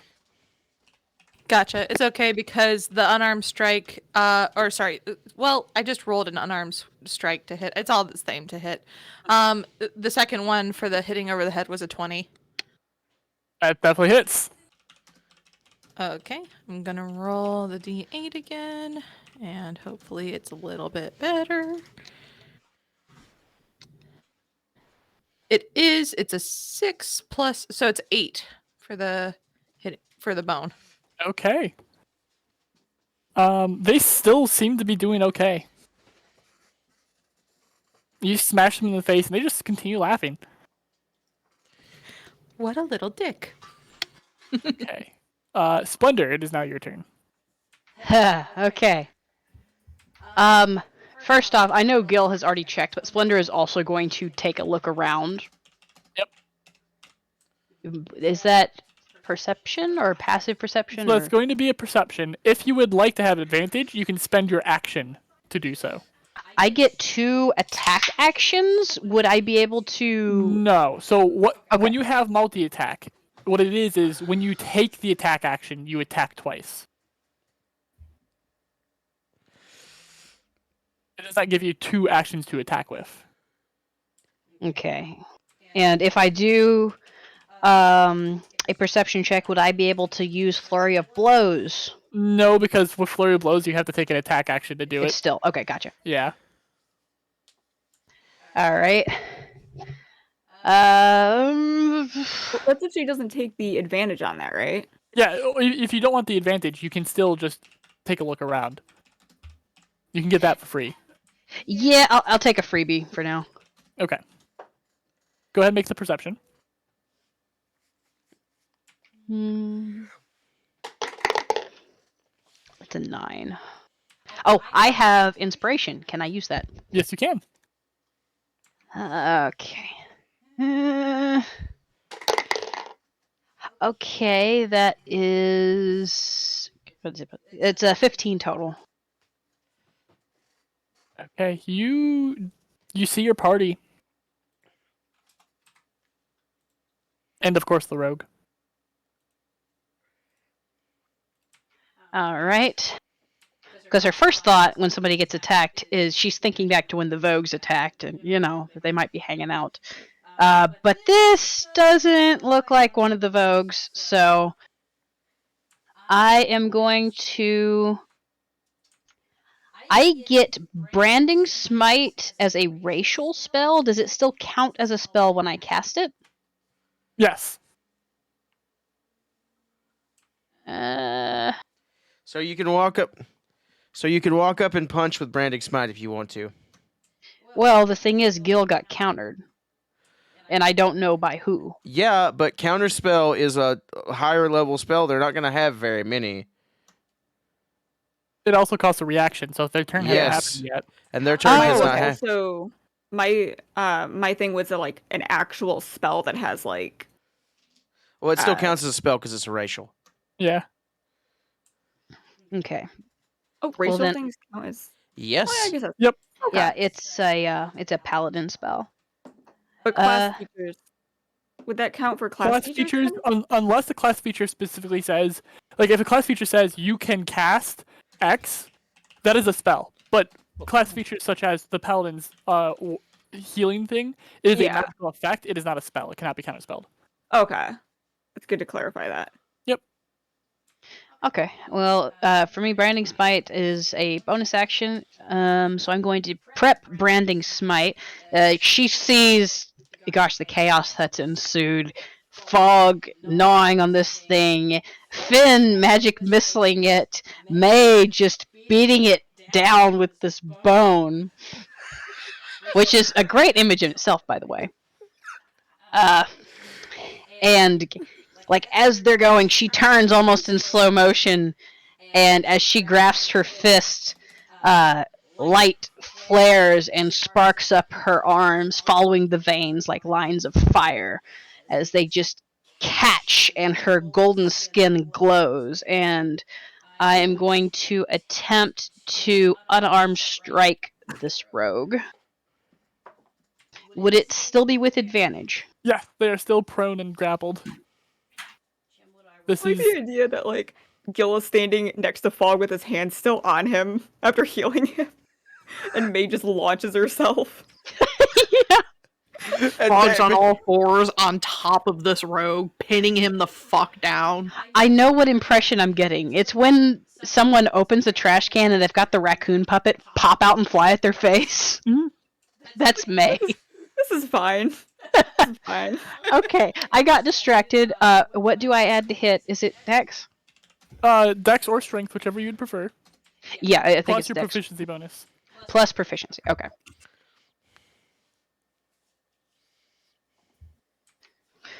Okay. Ooh, that's a 12. That's going to miss. Plus everything? Oh wait, that's not with advantage. Okay, that's the same. Okay, so that was my first attack. I'm gonna go for my second attack now. Okay, that's a dirty 20. That's definitely going to hit. All right, But the second attack won't have the Branding Smite on it, right? It says the next time you hit a creature with a weapon attack before the spell ends. it would still have it. Okay. Yeah. No, it does. Okay, cool. I was making sure. Yep. Don't ruin this for me, Jim. I'm just saying. I'm sorry. Let someone in this game smite something, please. Let me smite. Okay, so I am going to. That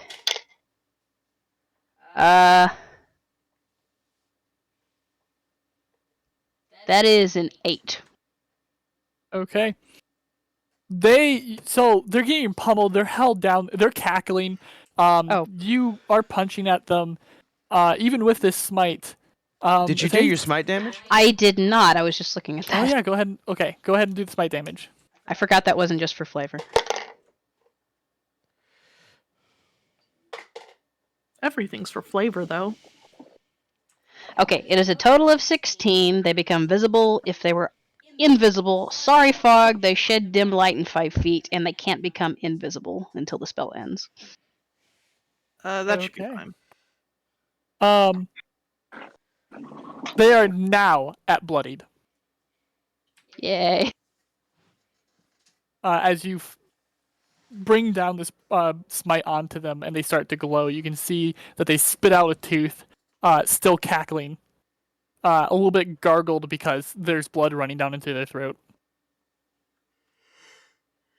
Can we easily tell that they're not just a random person, that they're actually like a schnozzling clown person? You can tell they're a schnozzling clown, especially because of the type of schnozzling that was used, because if you remember, it was a super schnozzling. Mm-hmm.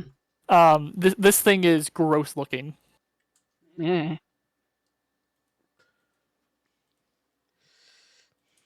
All right. I think that's all I can do, but she has about the same intensity that May did, except that in Splendor's case, it's less frantic and more focused. Yeah. Delightfully, because a certain something has happened, Splendor. Yeah. At the end of your turn, Dusty takes a legendary action. Oh. And she looks at you now, Splendor, and goes, "You are delightfully good at punching things. Maybe a little bit more right there on the chest. See where it's bending a little bit? And Splendor, you can take a little bit, you can take another action." Oh, gosh. Punch him again! I do have a question, Jess. Does my extra attack apply to this? Yes, Yeah. it is another attack action, so you get 2 more attacks. Share. Oh my gosh. Okay, so... 2 hands! Well, I mean... Let's see here. That is... Nice. Okay. 25 to hit. That's gonna hit. Let me just gather up my handful of dice here. That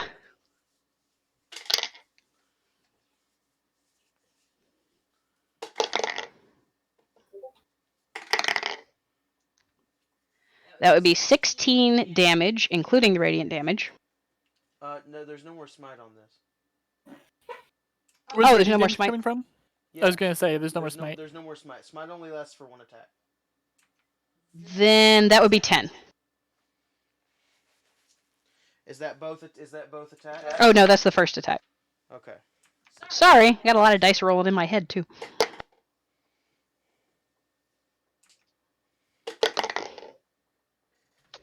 And the second attack does not hit. Okay. Okay. Then Dusty's turn happens.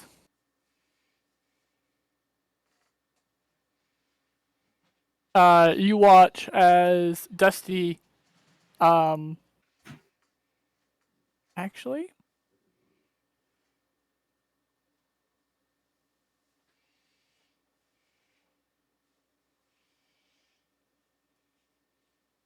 you watch as Dusty looks off into an alleyway and goes, "The only thing around here that's a joke is you."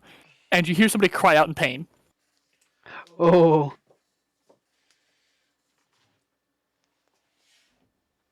And that is the end of her turn. That Charming. puts it to Eugene. Come on, boy, make us proud. So Eugene, they got this guy on the ground. Eugene is gonna look to where Dusty looked. Do I see anyone in the alley? You do now, yes. Their stealth was broken when... How far are they away? They are 30 feet away. Witch bolt?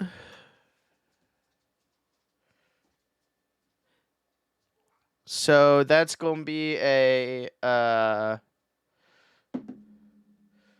Oh, what is that? I thought that was a 20. I was like, oh shit, but it's not. It's so altogether that's gonna be a. Hold on, let me look at my spell thing. What is my spell jam? Get down. No, get down. 17? The hit. Okay, I hit.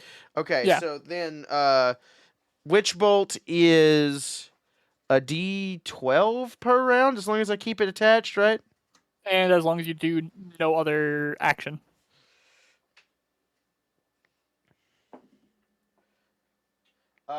That's 11 damage. Okay. Yeah, they cry out in pain again as you attach a line of electricity between you and them. And Yuji's gonna say, "Yield and I'll let you go!"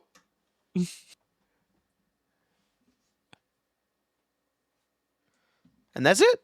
I'm gonna stay where I am. Okay. After you goes the Clown Rogue and friends. The Clown Rogue is going to...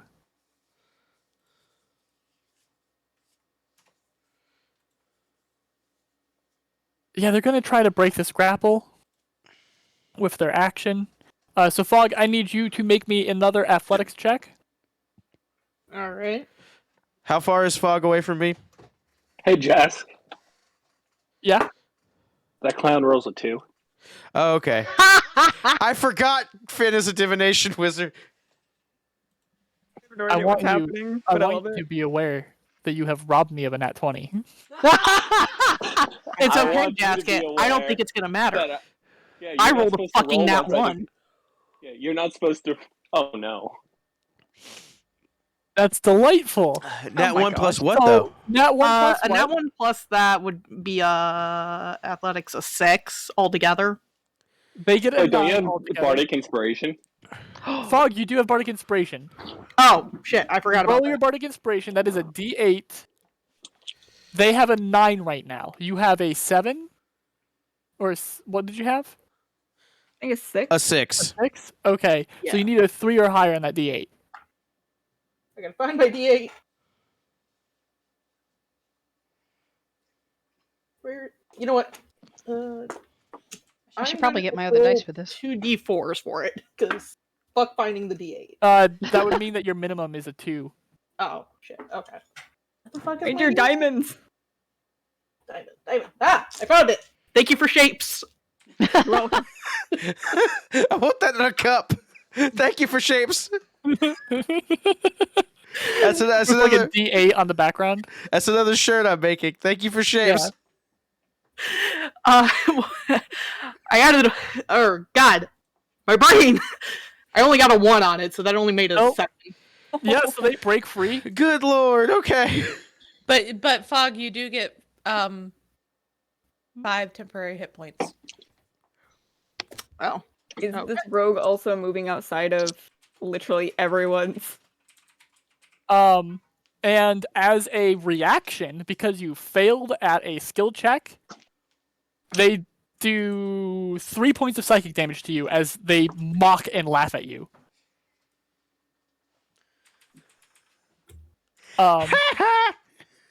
Exactly. Then they're going to take the cunning action of dash. Be a big old stinky coward. So anybody who's currently in melee, go ahead and make your attacks of opportunity because they are provoking attacks of opportunity right now. Splendiferous. That's Splendor, that's Gilbert, and that's Fog. Oh no, that's May. Now, does this also taking attacks of opportunity is a reaction, correct? It's a reaction. You only get one attack regardless of multi-attack or dual I just wielding. wanted to make sure. Yep. So I knew that my 21 to hit. Yes. 21 does hit. D20 plus Watch you all just clobber him down despite him having a decent amount of health. All right, I'm gonna stab him with my dagger for 6. Do I get my 2 weapon? No, you don't, unfortunately. Okay.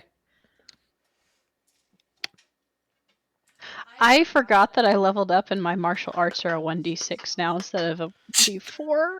Yep. Dang it! Good job. I got a 22 to hit though, so I'm rolling for damage. That hits. Oh my god, why is this thing not working for me? I'm drawing a blank of what you add for this. I don't know why. D20 plus proficiency bonus plus your stat. What I highly recommend doing is do what Splendor here has done. Make flashcards. Yeah, I'm gonna do that after this because this D&D Beyond has perks, but dear God, I'm more infuriated with it than anything else. I hate D&D Beyond. Okay, I got 10 damage on the rogue. This is like drinking a candle. That Very smells like nice. blood. Okay. What natural flavors I are also- in there? Sorry. Yeah. No, go ahead, Gil. I got 18 to hit. 18 does hit. Their AC is 17. If I throw up, I'll Okay. This is like drinking a candle. And okay, it's your D20 plus proficiency, and what was the third thing? It's a D20 plus proficiency plus strength or dex. If you're doing Okay. unarmed. Okay. So why does it always have to be odd numbers for me? Okay, so 6 piercing damage from me. I do want to check something really quick. 19 to hit. 19 does hit. Okay. Oh my good lord, what is happening? And then I'm gonna do a slash attack, Wow, why is my computer being which so is janky right now? hidden here. Guess my D4.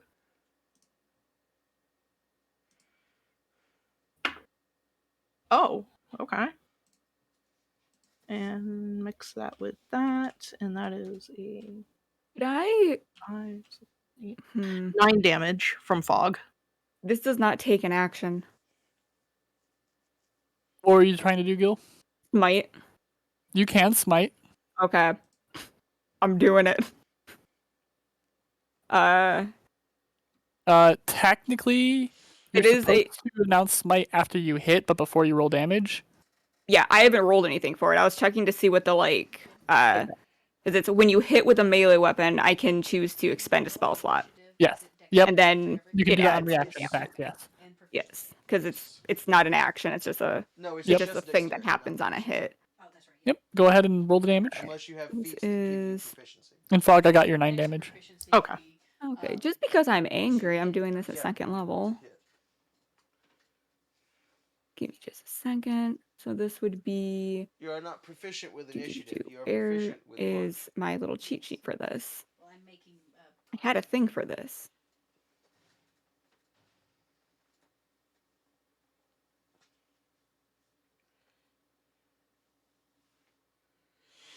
That would be That should 3d8. be- Yeah. Okay. I don't have an extra D8 with me. So 6. 7, 8 points of radiant damage. Okay. They were dead with Fog's attack. Does that mean that her attack still went through? Yeah. Fog is weak to radiant. It But it wouldn't didn't- have hit you. Yeah, it didn't hit you. Okay, Yeah, that's it right. was- Okay. Yeah, no. Hitting a It, person. yeah, it happened when I stabbed through him. Yeah. Okay. Yeah, they essentially just stab into the corpse. And then pump divine energy into it. Yeah, that person is dead.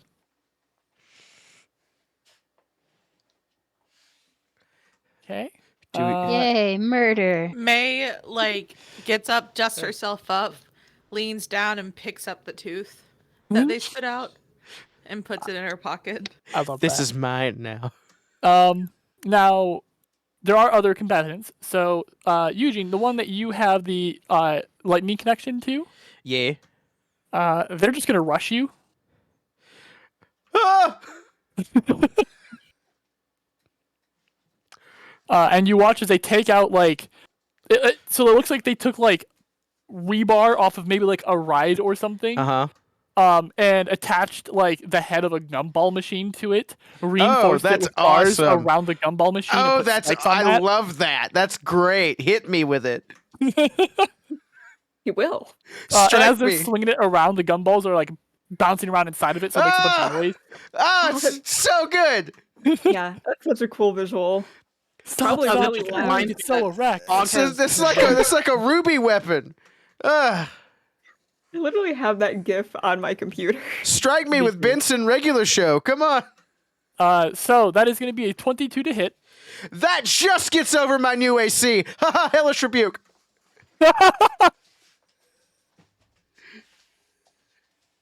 Okay. That's a charisma save, right? Yeah. Or is it a wisdom? Uh. It is a save of some sort. I don't remember what. Dex? I thought it was Dex. I don't remember. Hellish Rebuke is Dexterity saving throw. I was wrong on both accounts. DC 16. Okay, they get a natural 20. I'm rolling a lot of nat 20s. Stop Okay. that. So they'll take.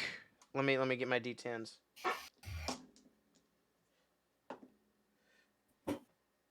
Hellish Rebuke is such a good counter. Yeah, half of 18. So because I rolled a 10 and an 8, so that's 9. 9 damage.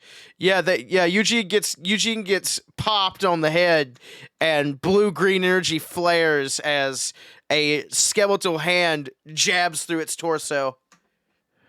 And their mace does 12 points of bludgeoning damage to you. Jeebus Crimbo!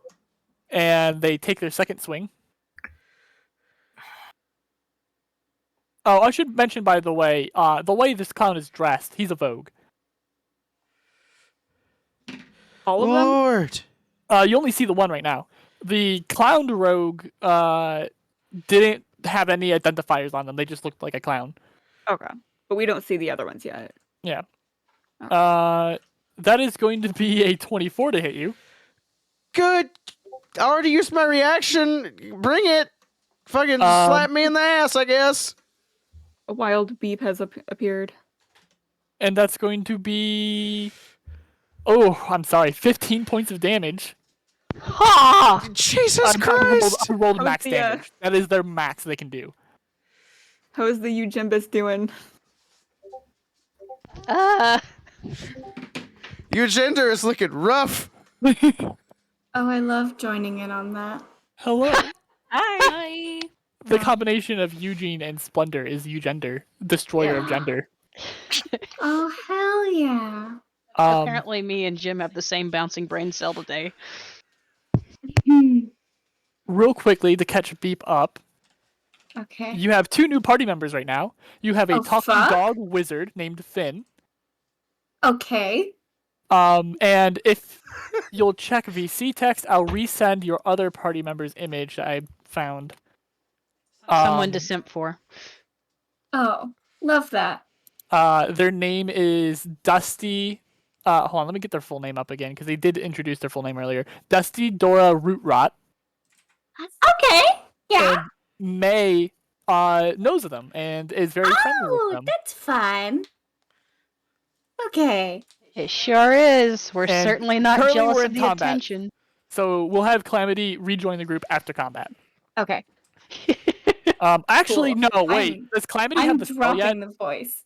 The spell? Yeah, the Probably. Spell, Let me go look at her. Let me go look at her horrible little character You sheet. should be 5th level now.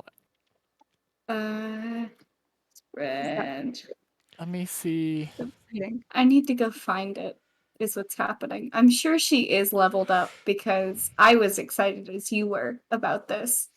So looking at the spell's level, I don't think that. Oh wait, no, was it? No, wait, hold on. It's 3rd level. Yeah, okay. Yeah, I have it. Yeah, you have it. Okay. Sorry, Calamity, you can go ahead and join the combat. We're gonna have you join after the clown, rogue, and friends on initiative order. So let me just finish up their turn. Oh no. At the end of that Jawbreaker's turn, you hear from down the alleyway a very familiar voice, a certain 2-shoed individual. Go, what are you doing? Keep swinging! And they get to take another action. Oh gosh. So, real quickly, I am setting aside this die after this roll. But Jim, that is a nat 20 on you. Yes, Papa. Okay. Bring God. it. No, slap my ass. Bring it. We don't have a healer. Beat me in the I face. I was gonna say this is the one time that I miss playing my cleric that I played in the Heckna one shot because she was a grave cleric. That is a 19 damage total. Yeah, you punched me in the taint, Jess. It's okay. And then the second attack misses with a 2 on the die. It's so strange not being able to do anything support-wise to help this. Yeah. Do you... 10 health in a dream, baby. Let's go. I don't think I would have had the spell or the ability yet, but I love the... Oh, I guess I could have used my Supreme Heckler, couldn't I? I'm just waiting for my turn because I have such plans. It's okay. You weren't technically here yet. Supreme taco time.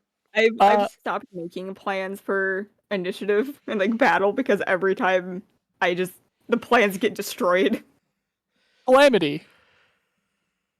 You found where the group was hanging out at, asking around, and you went to rejoin, and you see that they're being bullied. You see that Fog actually looks really fucked up. Eugene looks really fucked up. And Eugene looks really fucked up. I healed Fog. Just It's over probably half. so rough, though. That puts them at just over half. They were still bleeding all over themselves. Fine. The dog's fine. Right now, all you see is the one person attacking Eugene. There is a corpse not far from Fog. Oh, well, this is fun. Okay. And with that sort of nervous giggle, there is... how do we describe how this spell comes into fruition? Everything about this is just fucking wrong. Let me put that out there. Everything about this just feels wrong whenever Calamity claps her little hands together and there's like this sudden like crackling sound. God, and which one do I want to bring out? You know what? I'm gonna roll a d3 to decide what we do. Roll 1d3. So that's a 3. So that's gonna be 1, 2, 3. Oh boy, I think this is lonely that comes out. And from that little weird crackle, that ripple, sorry to steal so much. No, God, I wish it was a flash mob. It's objectively worse, because what you see sort of come into existence in every way that is physically fucking wrong is like this sort of like fleshy... It is shaped in the shape of a cartoon heart, but it is just raw flesh, and there's like little doll arms that hold this thing up. It's got like 8 arms, not legs, arms. It is holding like 3 different masks, and inside is something in between what looks like fleshy, like cage strings, is something that looks uncomfortably like an elf with hurt wings, and it looks like it is fucking sobbing. But this thing is eerily silent, and with that we have cast Summon Shadow Spawn. Thanks, I hate it. Yeah, you're welcome. Beep, do you want me to grab the art that you did of it? I can post that, baby, no worries. I have it up so that I know which one I'm talking about for context. Delightful. Yeah, please. I had absolutely no post idea.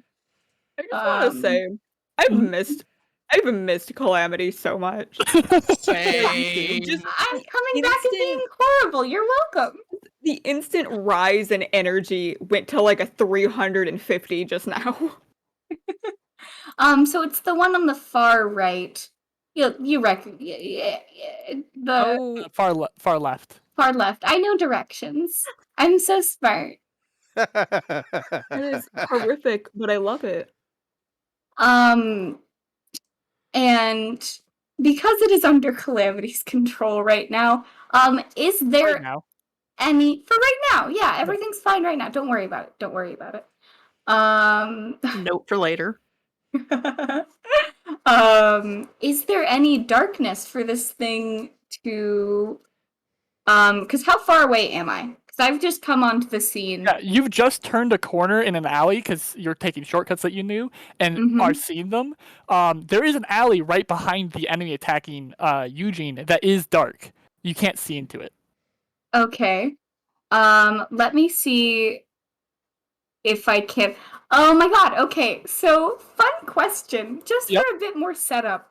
Is that dark alleyway, like, say, 90 feet away from me? It's less than 90 feet. Here it is on stream real quick for everybody else. Here's the god-awful thing Calamity has summoned. That's for you if you're on stream. God, I love it yeah. so much. It's that's some I sat down with Beep and helped Beep figure out. That's some John Carpenter shit, and I don't like it. The main it's going inspiration I pushed for was the mannequin monster from Silent Hill 2. Oh, that's why it hurts me.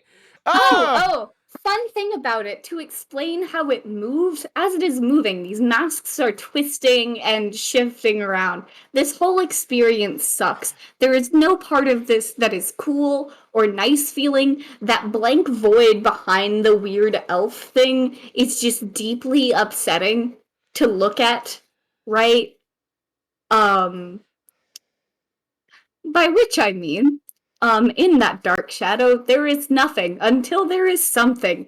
And it is going to, from our wonderful dark shadow, can our horrible little lonely scuttle over. They have a movement of 40 feet. Then they can absolutely reach the person. Cool. Okay. So this is going to suck for everyone, but that's okay. Calamity's just going to sort of be maybe mildly surprised at herself and then cover her ears. And with that, it's going to scream. I'm going to use the dreadful scream feature, which means I need wisdom saving throws for everybody within 30 feet of it. Which is everyone. Oh. Question, does this include the caster? Genuine question. And I think I'm fine with whatever answer. Yes, it does. It does include the caster. Yes! Okay! That's going to be a DC 14. Okay, so to set the scene just a little bit more, the reason why the alleyway was so dark was because there was magical darkness. So what you see is Calamity comes around the corner, you hear Calamity cast a spell, then point into the alleyway, and then nothing. And then suddenly, running out of the alleyway, doing that dreadful scream, is this creature. That's a 17, Papa.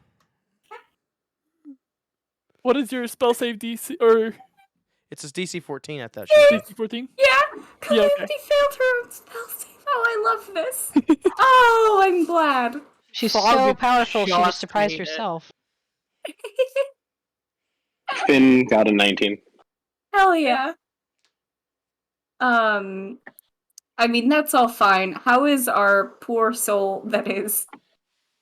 Now, I want to say, this thing is directly... on top of them?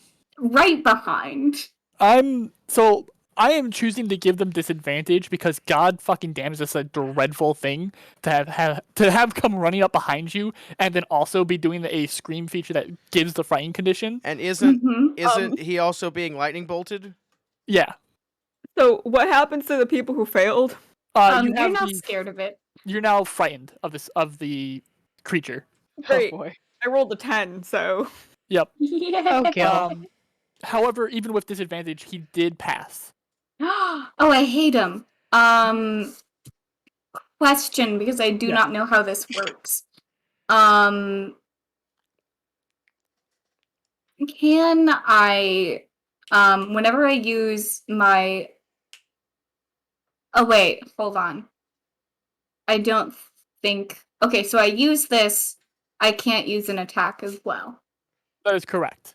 Okay, cool. Yep, that is an action for it to do. So it is just there, unless it can... No, because that would give people attack opportunity on it. No, it's just there. And Yeah. it sucks. You're welcome. Is it doing the mask thing that we talked about too? Where like Oh yeah. Yeah, where it's moving the masks in front of the face of the elf? Well, I don't know if those horrible little hands can reach. But they move, the masks move to face That's right, other yes. people. Yes. So like so that means that Jim and this person being close enough, Jim, the masks like keep looking at you and then to the person and then back to you and then back to the person. Like the hands are shifting them to do that. Yeah, Eugene don't care right now. Eugene's in full survival mode. Meanwhile, Okay. Jim trembling. Jimbling, if you will. At the end of your turn, Dusty Dora Rootrot is going to take a legendary action. Oh. To just do a little bit of magic at our not so friendly friend. And she does 8 points of force damage as you watch it as a bolt of like greenish purple energy just slams into the person.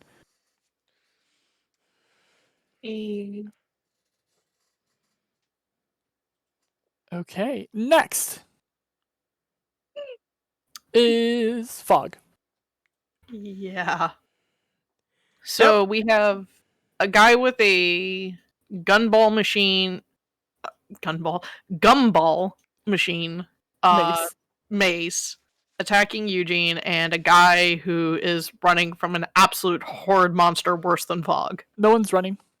No one's running? No one's running, yeah. Okay. It's just one guy. It's just the one guy. You did hear another voice down in the alleyway, but at a certain point in the alleyway, it gets to be magical darkness. Okay. Don't think Fog has anything against magical darkness. So Fog is going to move to attack the guy swinging the mace. I assume he's within 30 feet or so, or 50 feet. Because yes, you can reach him. Yes, absolutely. Because he moved up to attack Eugene. Yeah. So Fog's going to move up to him to attack. Okay. We're going to do... we're going to do Flurry of Blows. I haven't done it in a while. Yes! Finally!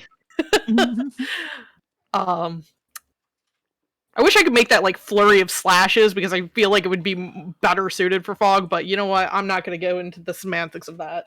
Fog used Fury Cutter. It's super effective.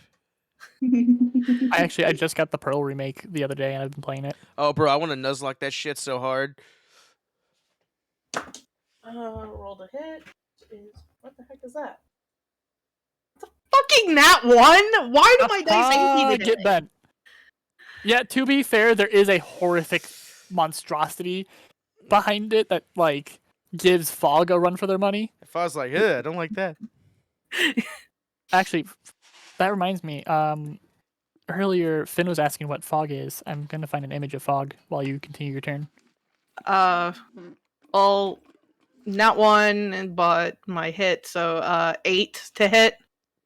That's going to miss. Yeah. Do I still get a bonus action even though I missed? Yes, you still get your bonus action attack. Well, okay. I was gonna say, doesn't Fog have the 2 attack actions? They Like should, yeah. So You should. swing again, and then with your bonus action, you can Flurry of Blows, which lets you attack 2 more times. Yeah, in total, if you're using Flurry of Blows, you should have 4 attacks. You've already used 1 of the 4. Okay, so I have to roll... Yes. 3 more times. 3, okay. My brain don't do the compute today, I'm sorry. It's okay. It's okay. Like I've said, I need you guys to learn your stuff. Flashcards have to be made because combat should not be taking this long. But it's okay to not know because we also haven't done a lot of combat.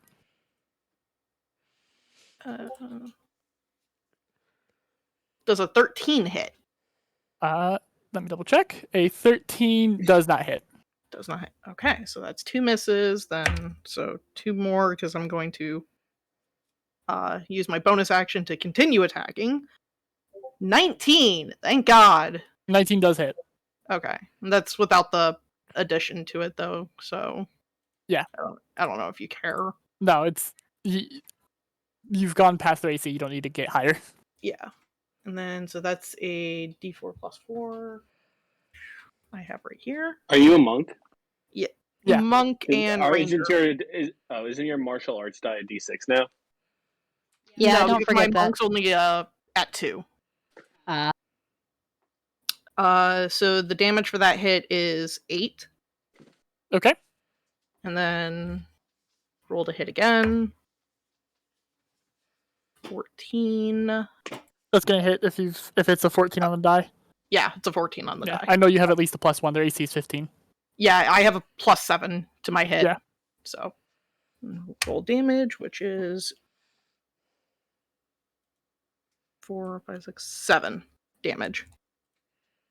Okay. So, is that the end of your turn? Yeah. At the end of your turn, you hear the person in the darkness use the legendary action to once again give this Jawbreaker another action. You see them shoulder their weapon, open their mouth, and they make the hawking a loogie sound, and they spit out a little red bead directly into the middle of your group. Hey, everybody make a dexterity saving throw. Oh boy. Calamity, you came from the side. You actually don't have to make this. Okay. Jask? Yes. I would like to use one of my heroic moments. Okay. For +10. Yep. Is this an ability check? Or this saving is a saving throw. Okay, so that's not considered a ability check then. I don't remember. Is Finn making this check too? Because I'm not sure if he got grouped up with the group yet, or if there was just Dusty petting him. Dusty and Finn were actually a little bit away from the group. I'll say that Dusty and Finn don't have to make this check. All right. 21, Jask. I love that you passed. grabbed the Reveler fog image. Yeah, I just grabbed 2 fog images at random. Yeah. So what kind of... He is a very good boy. You said It is this a is dex saving throw. Dex okay, save. dex saving. Okay. 18. That passes. And then Shayla got a 20.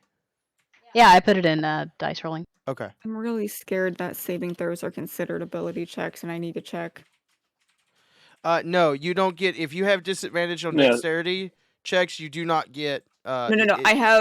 I'm currently frightened, and it gives me disadvantage on certain checks. Not saving throws. Unless it says checks and saving throws, you're good. Okay, I think it's attack rolls while you have your object of fright in view. Yeah, I just wanted to make sure in case. Okay, so anyone who got below a 15, you take 37 points of fire damage. Anyone who got above a 15, you take half that. Okay, 37. Yep. Oh shit! I forgot to roll for my little monstrosity. Was that a spell or was that a? That was a spell. They what? I'm sorry, I didn't realize that was a spell with how you phrased it. Just hot. Can I counterspell that? You can. But is it too late now? Counterspelled. It's not too late, but your counterspell does get counterspelled. Is that rounded up or down? Yeah. That's rounded down. Okay.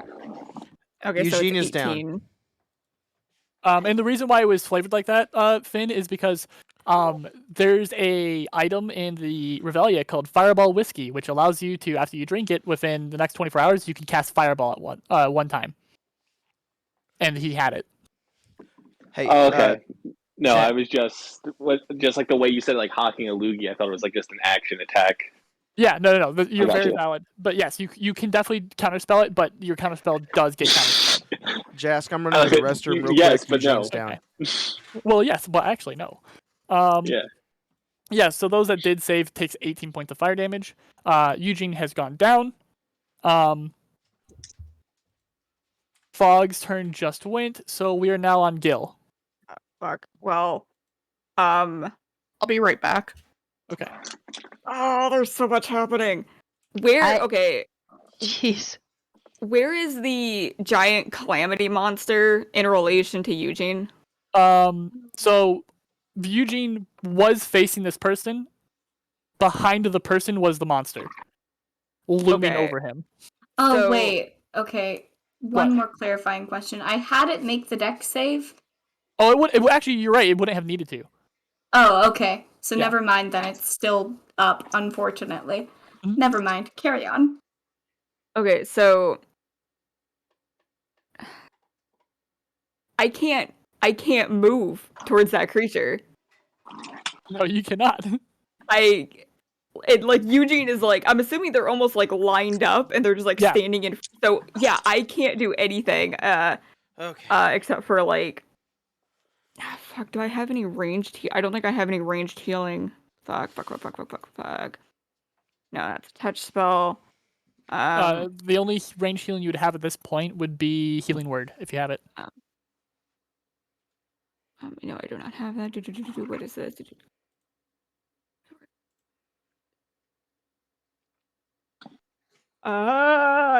Eugene within 30 feet of me?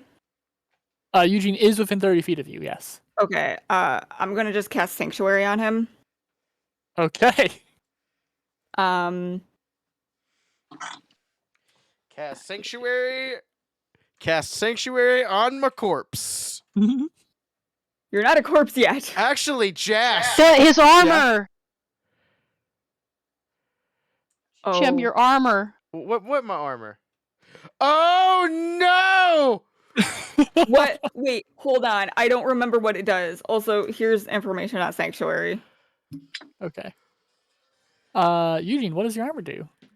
It casts. +1 full plate. Once per day, you can spend an action to use Sunbeam. If your hit points ever reach 0, the spell Sunburst is cast, centered on you. Okay. How much no. damage does Sunburst do? Hold on, let me see. A lot.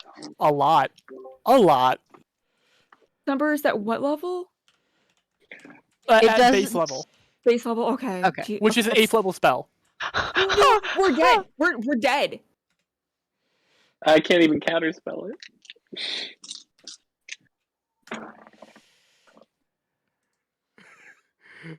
All right, let's see what's So yeah, a 60-foot radius centered on me. Counterspell.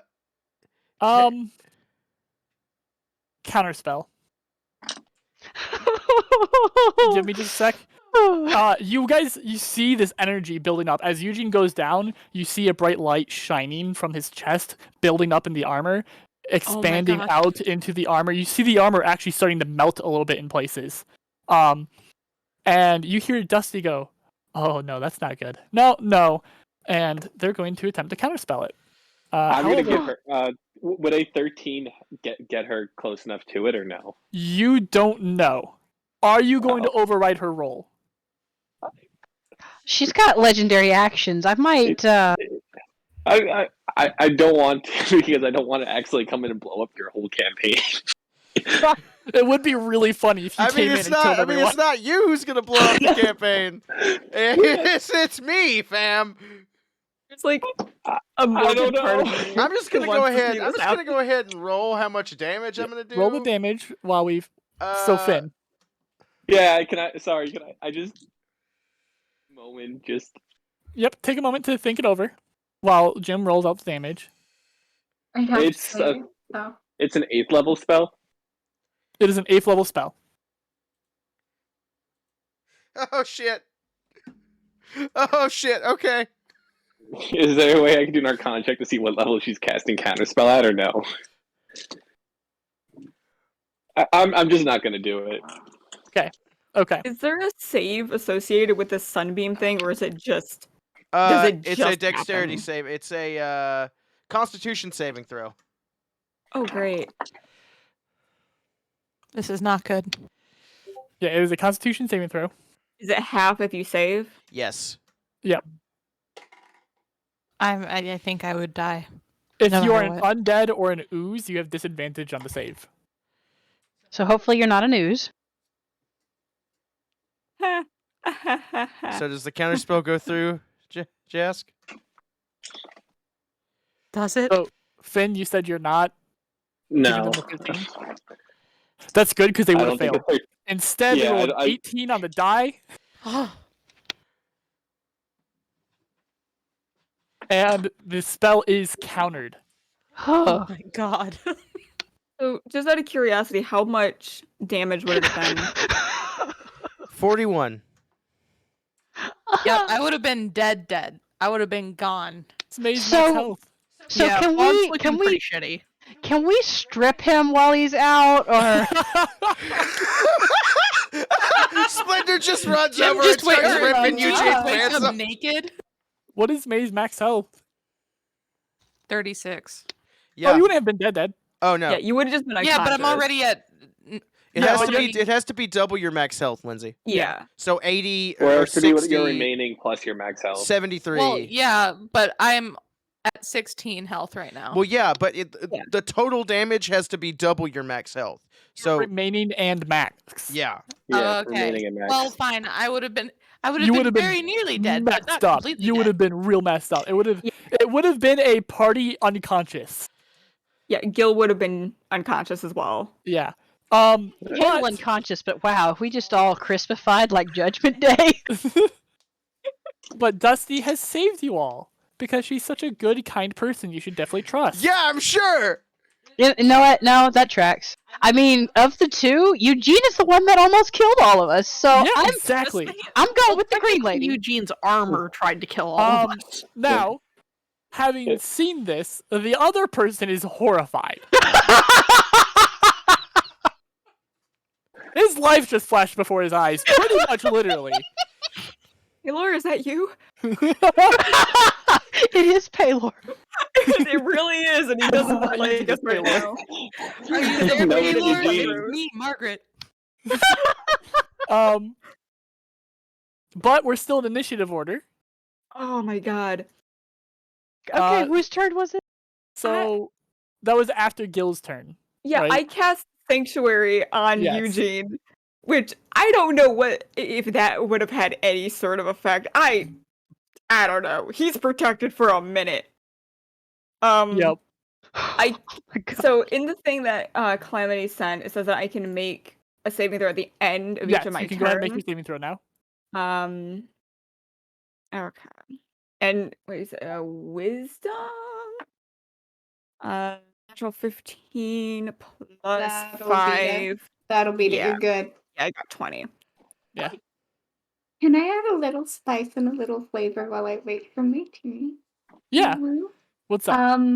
If you would like, Gilbert, I think it might make sense for what to help snap out of the fear. Looking at the elven-looking thing, I think at this point it might become very clear that it's just calamity shaped. Oh no. You're welcome. That's all. Goodbye. Yeah, I think even though Gil saves, obviously he can't do anything, but just for flavor, he's just still staring at the elf figure inside of it, sweating, starting to almost hyperventilate, I guess. But yeah, he's sitting. He's not doing good. Okay. I mean, it may look like Calamity, but it's still trapped. So Calamity. Yeah. I mean, less metaphorically in this case. Also, it's a horrible bloodborne monster. So That is true. Oh my god. Okay. After Gil is, I believe, Finn, right? Yes, Finn. Finn. Finn is horrified. This is not his Eugene, right? Guys, this is not his Eugene. My Eugene hasn't blown up in months. And that was only one time. Yeah, and that was on me. Oh my gosh. Is this one dude? Is he on the outskirt of the fighting, or is he in the middle of everyone? He's not in the middle of everyone, but he's on the edge. So I would like to take off a shiny little gem from my collar. Yeah. Or a shiny little bead, and I would like to telekinetically throw it so it is 20 feet behind him. Okay. and go, I can do what y'all just say in his mind. I can do that too, and it's going to cast a fireball with a bead, but it's not it's an item. Yeah. And it's just going to That will fire.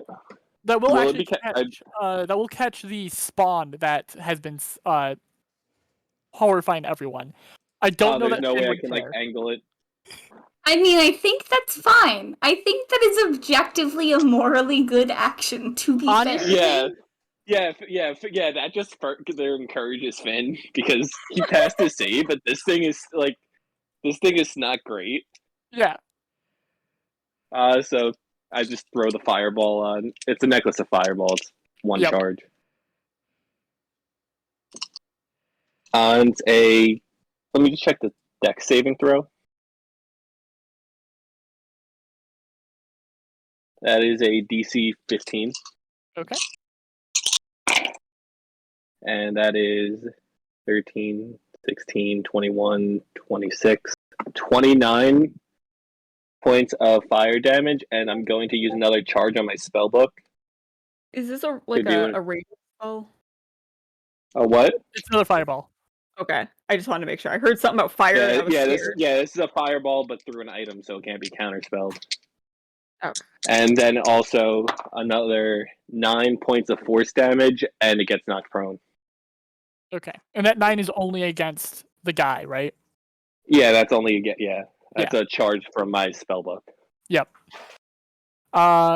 Calamity, does our horrible little friend die? So I don't add the extra 9? You don't add the extra 9. Yeah. 20. Well, dex save if it wants to take half. Yeah. It failed. But it's unfortunately it is still alive. Okay. Not by a lot, but it is still here. It refuses to let go. And can I use a bonus action to telekinetically shove Eugene's corpse 5 feet away from this guy? You can, yes. Yeah, I start slowly an invisible hand just starts slowly pulling Eugene like an injured soldier corpse, away. unconscious body. Okay. Unconscious body that nearly just nuked us. I'm sorry. I apologize. And that is my turn. Eugene gets brought 5 feet away from this chaos. The guy is dropped to dead. As this thing goes off, Eugene gets pushed 5 feet away. He gets shoved to the ground. As he hits the ground, his head cracks open. And combat it's full of confetti. Yay! Well, no, technically combat's not done. Technically, there's a guy in the darkness, maybe, if he's still there. Yep. Is the combat... Like, Splinter was going to head for that alley. Is there anything... Okay. So then that means that combat will not be done. We'll continue on through the rounds. Okay. Okay. I think... So would it be... That puts it to May's turn.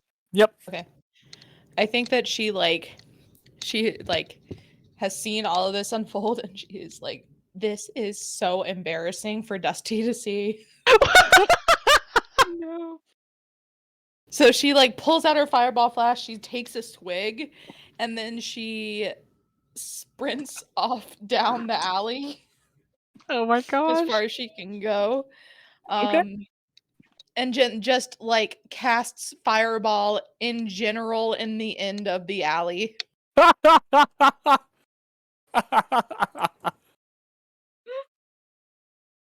Beautiful. Okay. Go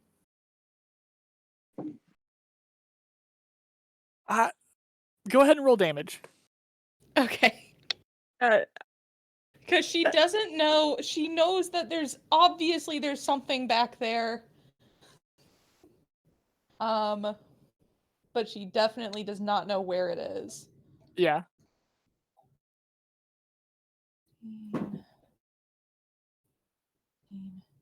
21. Okay. You hear an explosion. Probably your own fireball. but with your full movement, you're still in the magical darkness right now. Okay. Do I need to roll damage or no? Was the 21 not your damage? No, that was to hit. So with the fireball thing, you don't roll a hit. It is you hit you pick an area and it hits. Oh. Yeah. So go ahead and roll Well, damage. then- so it would be 8d6, It's right? 8d6, yeah. Oh.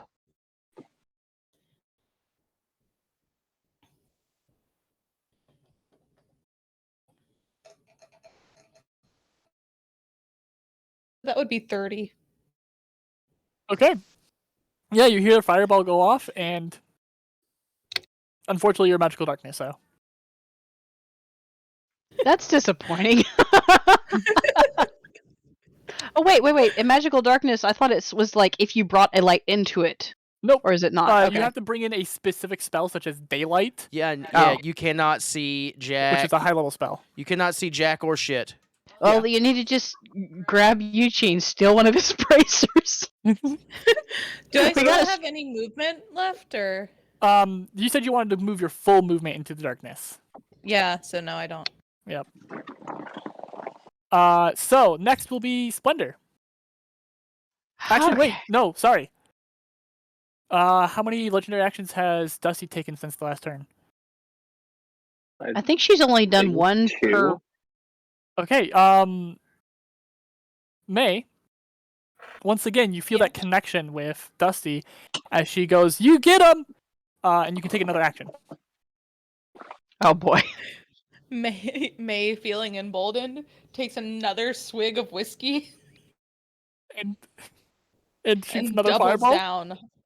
Okay, Yeah. go ahead and roll damage. Oh my gosh. I really hope she's just beating a dead horse at this point. And that'll be 26. Okay. So you guys watch as May charges into the darkness, just drinking whiskey, like chugging it. And then you hear explosion, and then you hear another explosion.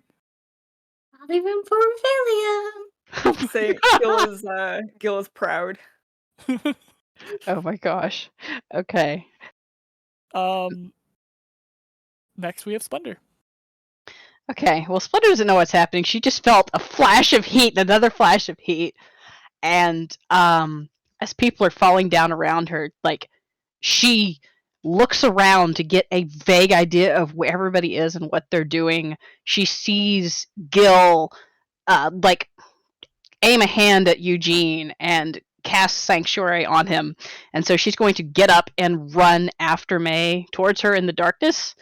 My speed is 40 feet instead of 30 feet. When I get towards the darkness, I'm going to spend a key point on patient defense. Okay. Gosh, and my smites are racial, so I can't use them again until I have another long rest. Checking my stuff here.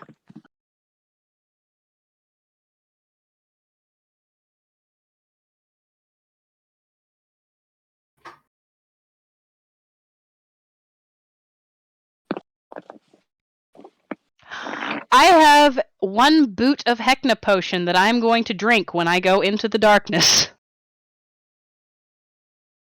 Okay. Give me just a moment to re-find that.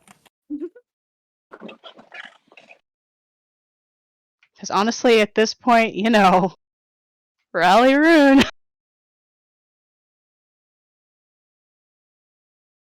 It's turning into such an interesting fight. I can't even take notes for it. Everything's just going. So Splendor, you have advantage on all ability checks and saving throws. Yes! Nice.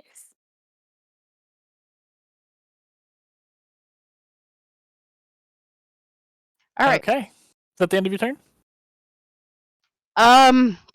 Yeah, I've run forward 40 feet.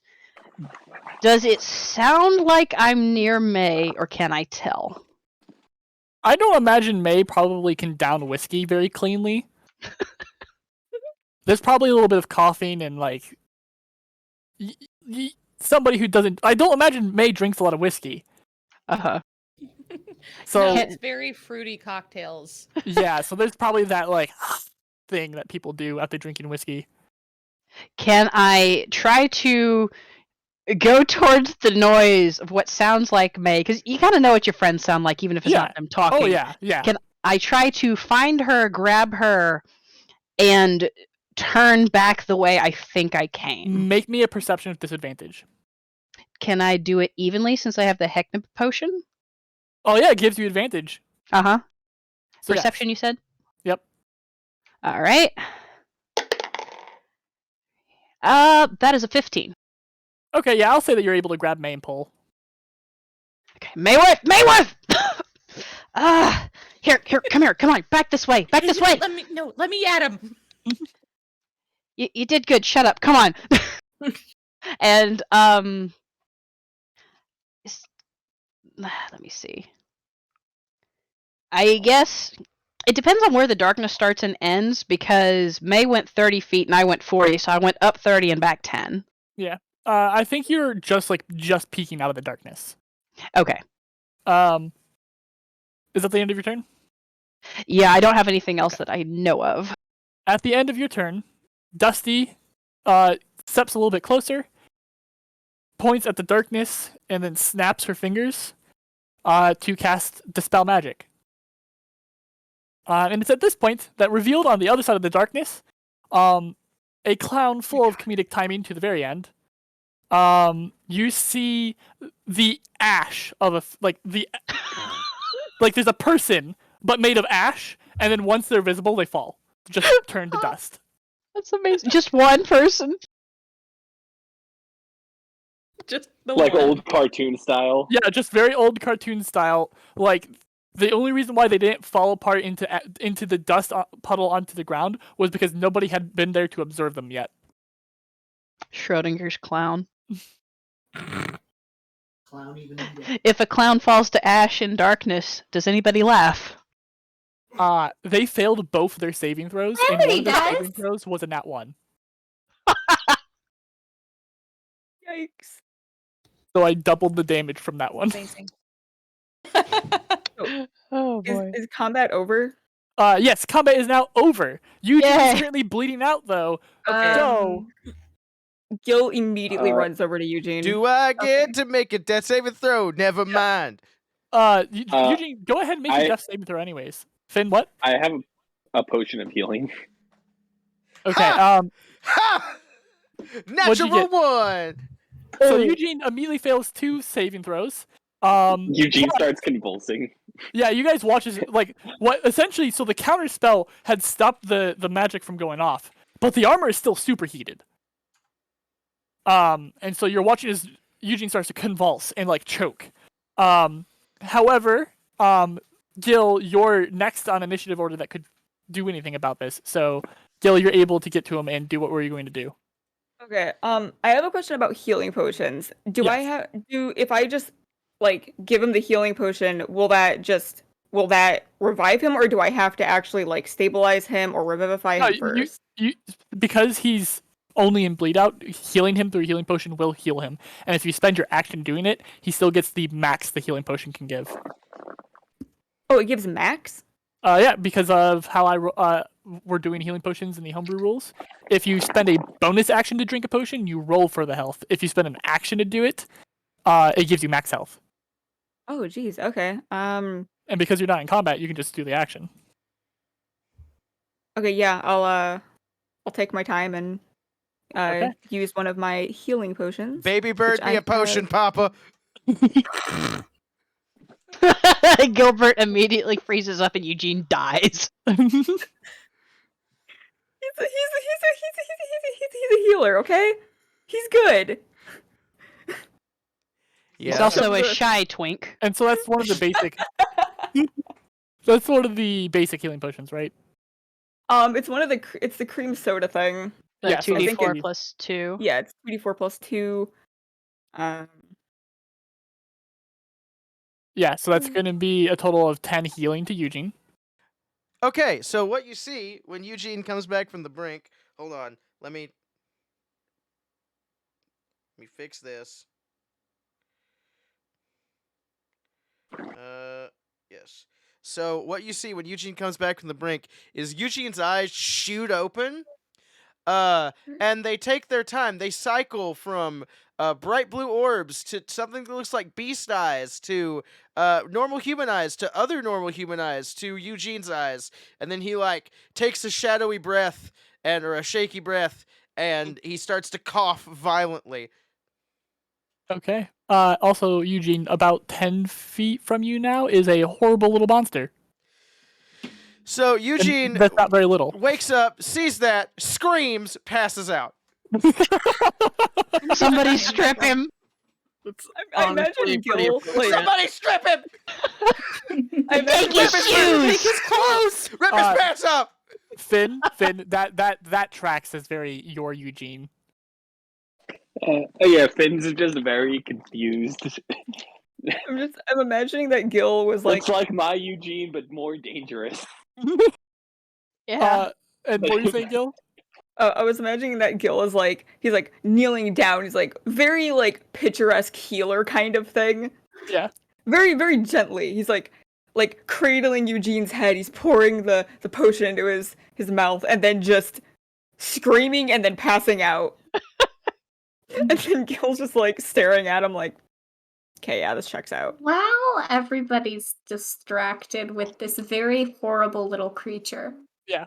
Because, well, one, Calamity's frightened of her own creation, which tracks. I don't want to roll to stop that happening. I think it's fair.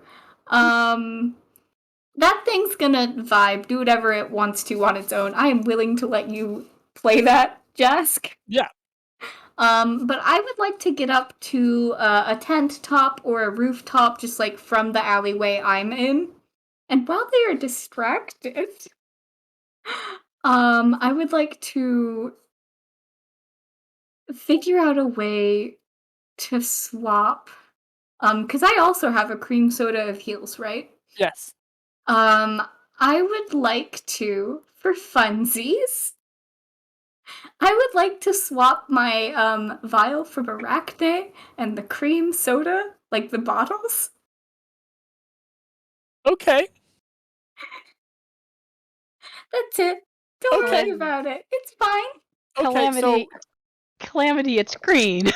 Because the cream soda bottle is rather opaque, it is disguised. However, the poison vial, of which had comically green poison in it, is now full of cream soda.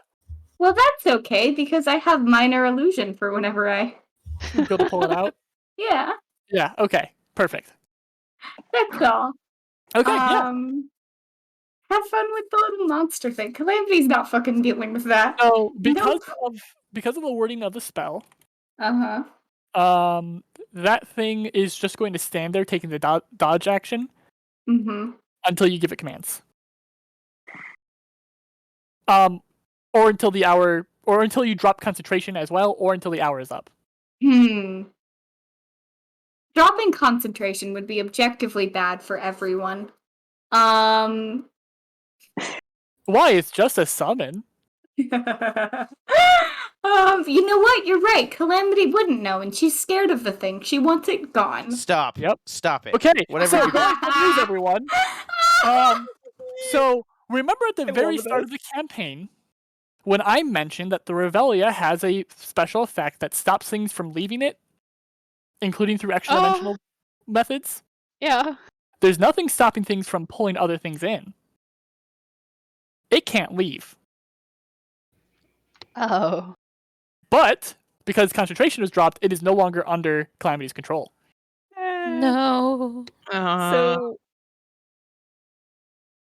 I will say, I don't know if, I assume you remember the personality, but I will give a general placation of it is not immediately violent. Yeah. It's fine. Don't worry. I would never cause Is it mad at me? No, so what you actually see happen is as soon as Calamity disappears to go do something, it stands there for a little bit longer, like it looks ready to fight, and then suddenly it shudders, and then the masks look around a bunch as it regains its own consciousness. Do you do anything? Eye it warily. I will say at this point for everybody, probably real obvious that the fucking elf looking. It even has torn wings in the back. Like this is painfully looking like Calamity. Gosh, Splendor is only just now actually really registering this thing. Because she was just kind of, monster, dead person, fog probably mauling a dead body. Okay. Yeah. Gil's also like gently slapping the side of Eugene's face, trying to get him to wake up. Well, not even paying attention. Splendor was helping May, and once she gets her on her feet, pats her back, she looks up and she sees the creature there, and then makes a move to put herself as well as she can between it and her people. Okay. Calamity, give me evens or odds. Oh no. Odds. Okay. So you watch as things masks are shifting around as if that's how it's using to look around, and then suddenly they all stop and they're all facing towards the big top and it starts scurrying. Splendor is standing there with her arms out, waiting, and then as it looks off, she stands there for a little bit longer, and her stance doesn't sag at all, although it does look like she was close to getting winded. She's still okay. She turns back around to take a look at everyone in their various states. Is the thing gone? I don't know how I did that. I would like to never do it again, actually. Unfortunately, can I come down now? Is Calamity, it safe? Where have you been? Yes, I think so. And again, just to make everyone viscerally upset, the way she gets down this, is it a tent or is it a rooftop? It was a tent. Okay. The way she gets down is this horrible, uncomfortable little spider crawl. You've seen her do it, but you haven't actually managed to see her do it vertically yet. This is the time you've seen her do it vertically, finally. It sucks. It's just bad. What was the question? Sorry. Is Eugene okay, by the way? Did we? Cause I don't know. He looks fine. Yeah, he's fine. As I'm still slapping him. I heard him. Standard for Eugene. Real quickly before we get too far into this, we are 3 hours in. We'll take a break now. Okay. Oh yeah. Stretch their legs and stuff. Yeah. All right, guys. I'm gonna throw us to the Be Right Back screen. And on the break, I'm going to give Jim some information about what he just saw. Well, because Eugene would probably know about this thing. Hell. No, but all right. Well, know of its origins. Well, we're gonna throw to the. Also, sorry, Jess. Did you say people can't leave the Revelia? Yes, that is correct. Yeah. You're stuck in here with us. All right. Oh, hey, Finn. Guys. Hey, buddy. Guys, I'm gonna throw the BRB screen. Plans to raid hell. Okay. Bye, guys. So this is an offshoot of Finn. Bye. This is an offshoot of Finn. This is not.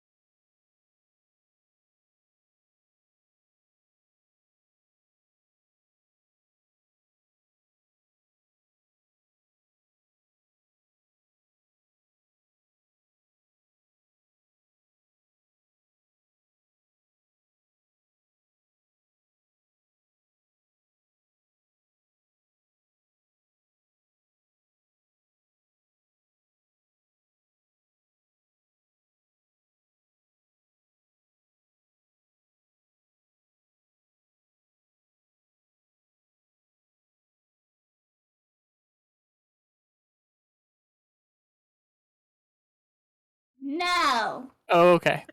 We'll just keep waiting then. All right, guys, welcome back. Welcome back. Beep's not here. I'm gone. Hashtag Beep's not here. She went away with her Hashtag where's horrifying Beep? monster. Hashtag I hashtag Beep us, delete us. did. What? Xenos No, hold on. Justify that one for me. Where did that come from in your brain? Because I call you Beepus, and Beepus sort of rhymes with delete us. Sort of softly.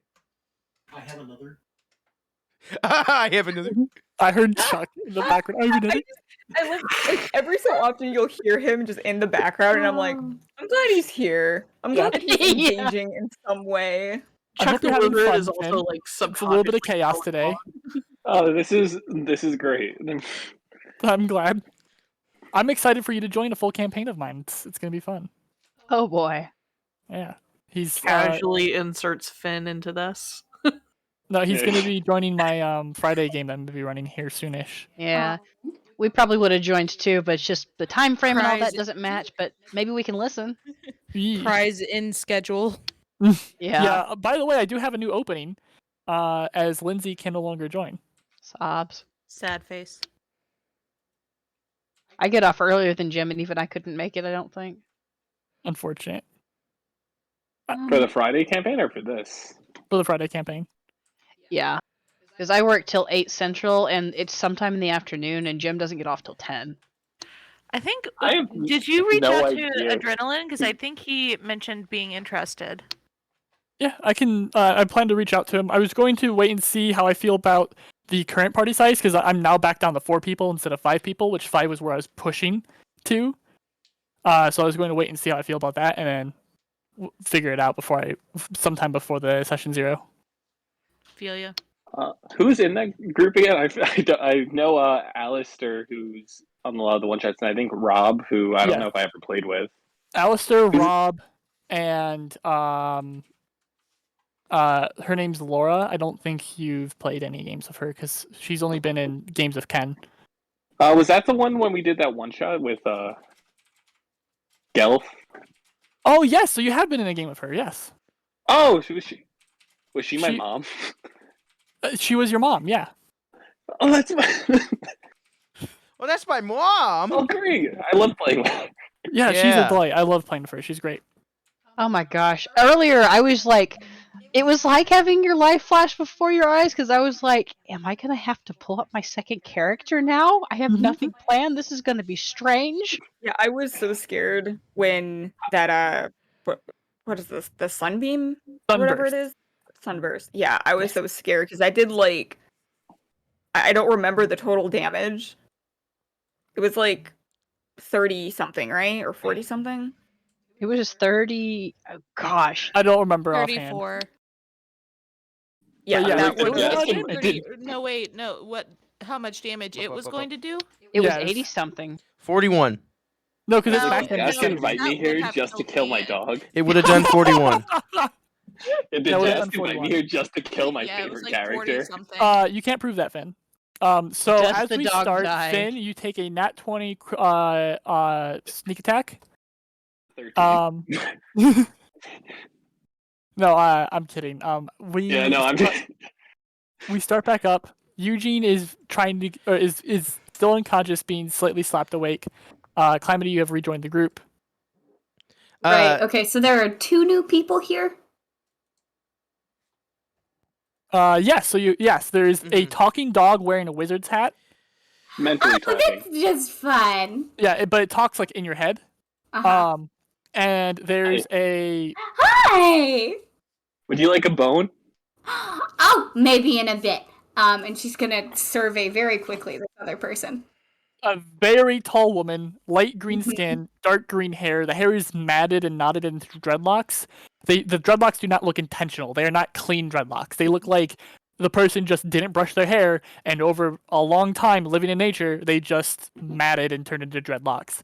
Right. And then they have antlers made of wood coming out of their head, Mhm. and all their limbs look just slightly too long. Okay, wonderful. Fucking unfazed. And we're gonna do our bog standard. Calamity does a little bow. The wings twitch. She goes, "Hi, it's wonderful to meet you all. My name is Calamity, Raleigh Rune for Revelia. If you need anything, let me know, okay?"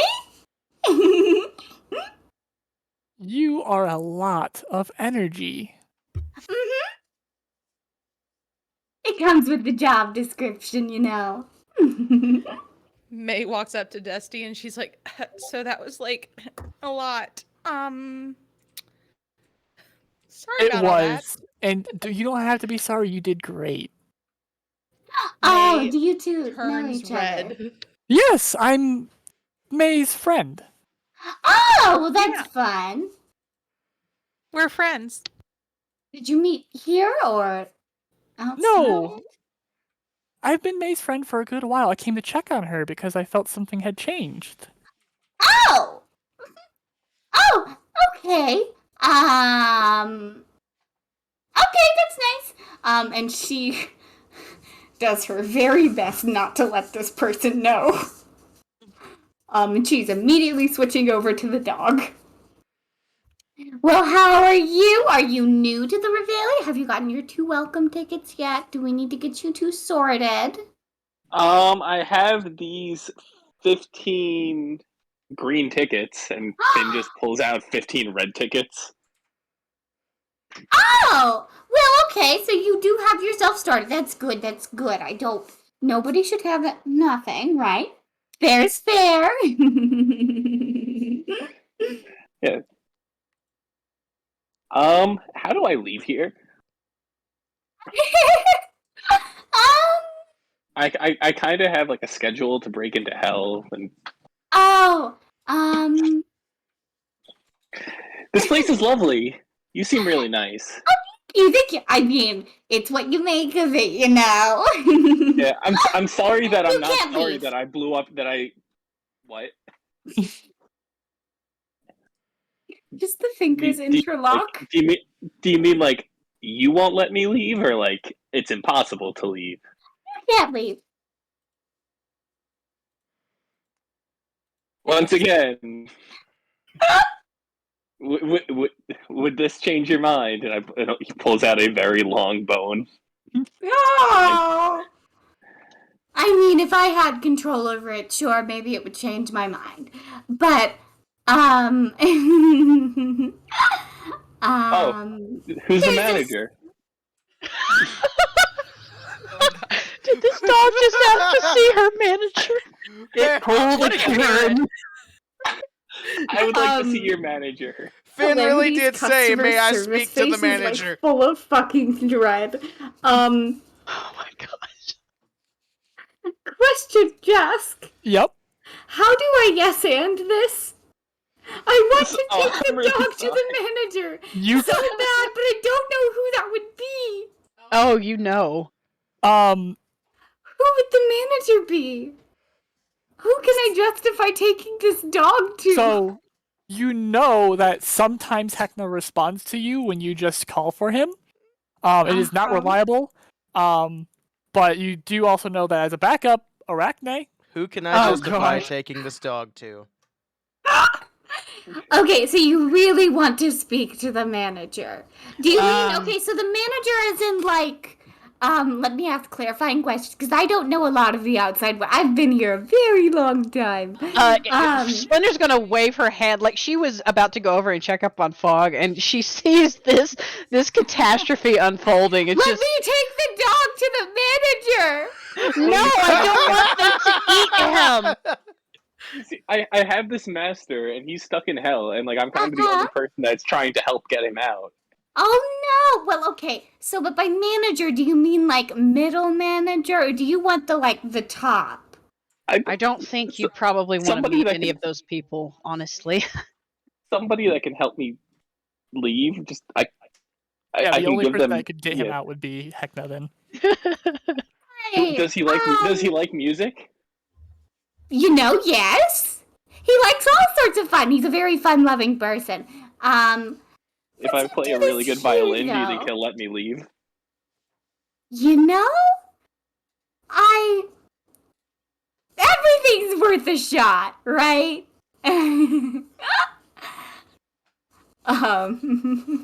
Please let me Also, take. if I'm accidentally taking your campaign completely off the rails, Jazz, feel free to stop me. Keep going. It's fun. You're good. I want to be manager. Just the supervisor or somebody that can help me. Right. Let's go this way. Not that you're not doing a wonderful job. I don't want you to think it's... Oh, no. Please don't complain, though. Please don't. Please. And she, like, crouches down a bit to touch the dog's face, and you just see the intensity of these eyes. Please don't. Please, if he asks if it's because I've done anything wrong, please say no. Please? Okay? I'm gonna give you, 5 stars. Okay, great. And she's gonna put her hands up, all excited. And we're going to very pointedly lead Fid into the a main area that is not near the group, right? You're not bringing the group back to her. That would just be bad. And on Calamity's perspective, one of two things. She is android workbot. But also, this is a great way to pretend she's still doing shit, right? Yeah. This is good. This is golden. And, she's just met this animal. You know what I mean? Survival of the fittest. Yep. Work hard. Learn the consequences. Go on. She'll give, a little pat to Finn on the head. You don't know whether it's encouragement or an apology. So about that time, Gilbert, in your lap, there's a convulsion from Eugene, and his eyes shoot open. He goes, "I want to go to school." Pardon me, I'm stuttering. Splendor was going towards Fog, tried to speak up. Calamity was doing her thing, and finally she just continues on her way to Fog, her buddy, her pal. How's he look? Yes. Like shit. He is essentially, from any wound that he has taken, is oozing a... You assume it's blood, but it doesn't look like blood. It is black. It is black like his fur and oily. Does it have a weird viscosity? Yes. Nice. It does not bleed like blood. It just looks like oil. Does it have it looks viscosity? like oil. Well, she takes a look at him and is like, "Oh gosh, really did a number on you, huh? Can you?" Yeah. Is he standing? Up. Is he standing or is he sitting? He's just kind of hanging out there. He's standing, but he's standing almost perfectly still, which is not unusual, but it's unusual. Yeah. Hey, how you doing, big guy? Oh. If you touch Fog, you will get this oily substance on your hands. It is also matting up what is his fur. Yeah, she's got her hands up she's trying to figure out. Just gave him a bath. Yes, that's true. We did. We'll have to two do baths, it again. Actually. He's had 2 baths. Yeah, we really need to go back to that spa, man. Well, she's standing with her hands up she's not opposed to touching him. She's just trying to figure out what to look at and inspect and what might help. It's like, "Hey, you hurt? Are you hurting? Hey." And she snaps her fingers to try to get him to look down at her if he wasn't already. No, he's standing pretty stock still. It's almost like he doesn't know how to process what he's feeling right now. She's going to try to reach up and gently grab his jaw and turn his head towards her. Hey. You don't feel any resistance. Does he have any of his eye glow or look like he's there, or is it? It's dim. Out? It's dim. You can see his eyes, the orbs for his eyes are still there, but it's very dim. Hey. Pay attention. Hey, can you... Here, lay down, would you? Come on, lay down. Let me just grab your leg here. Yeah, that's it. Come on, easy. Lay down. Yeah, straight flop. He has no energy to stand. Okay, there we go. If he flops, she's still by his head, he probably kind of staggers her, so she sits on the ground with him and guides his big old bony head to sit on her lap. and reaches around in her pocket because she's got 1 healing potion. So she's like, hey, here, take a drink of this. Come here. Come on. Lift your head up. Lift your head. Come on. There we go. Have a drink, buddy. Come on. And that's going to be 2d4 plus 2 if he drinks it. He won't stop you. But more or less, you're just prying open his face and shoving it down his gullet. And because you're doing it as an action, it's actually just a full 10. Cool. Okay. Well, she's going to do that and kind of awkwardly stuff the bottle back in her pocket and set his head back down. Even the glass. I mean, I stole the Eugene's canteen. I feel like I need containers. So after she does that, she's just going to sit with him for a second and kind of peek around and poke around in his fur gently, but she can't really do a whole lot else. And it's kind of apparent she's at a loss aside from waiting. So after taking that potion, that actually brings Fog up to exactly half health. So I would say that he's at least coming back to consciousness. Okay. We're going to scene shift back over to Eugene and Gilbert for a little bit, and then we're going to go to Calamity, and then we'll circle back around. Yep. So Eugene and Gilbert, was there anything you guys wanted to touch on? Well, Eugene just like...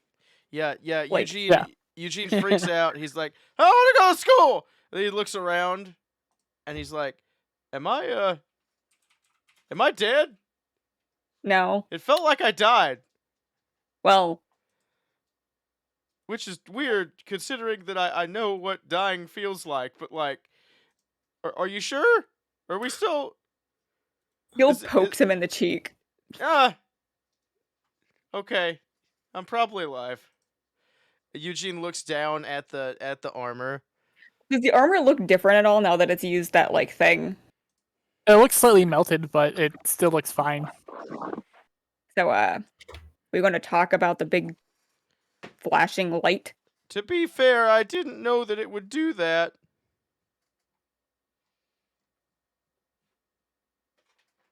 We're going to have to talk about that. I mean, you're probably right. I am right. Can we stand up? Are you good to stand? I think so. Okay. Gil will kind of shift and help him stand. Gil? Yes. You can sense holy energy, right? I think I have to, like... Yeah, it has to be used. Yeah, I can... yeah, Eugene... I don't just have a magic holy radar. Yeah, Eugene has this weird, like, golden glow about him almost. Would it be visible to me, Jask? Barely. Yeah. Barely. Huh. You sure you're okay? I feel fine. Does he look fine? I'm at 11 HP, so yeah, he looks pretty fucked up. I'm fucked up, but he's smiling. He flips you a thumbs up. I mean, compared to being dead nearly, he probably feels pretty good. Yeah. I'm going to pull out one of my Should we... one of my health potions, Jask. Okay. And I'm gonna pop it as an action, so that's 10 health. 10 more. Okay, just to clarify, that's the second one you've drank now? Because Gil gave you one before? Yeah. Okay, just needed to note that.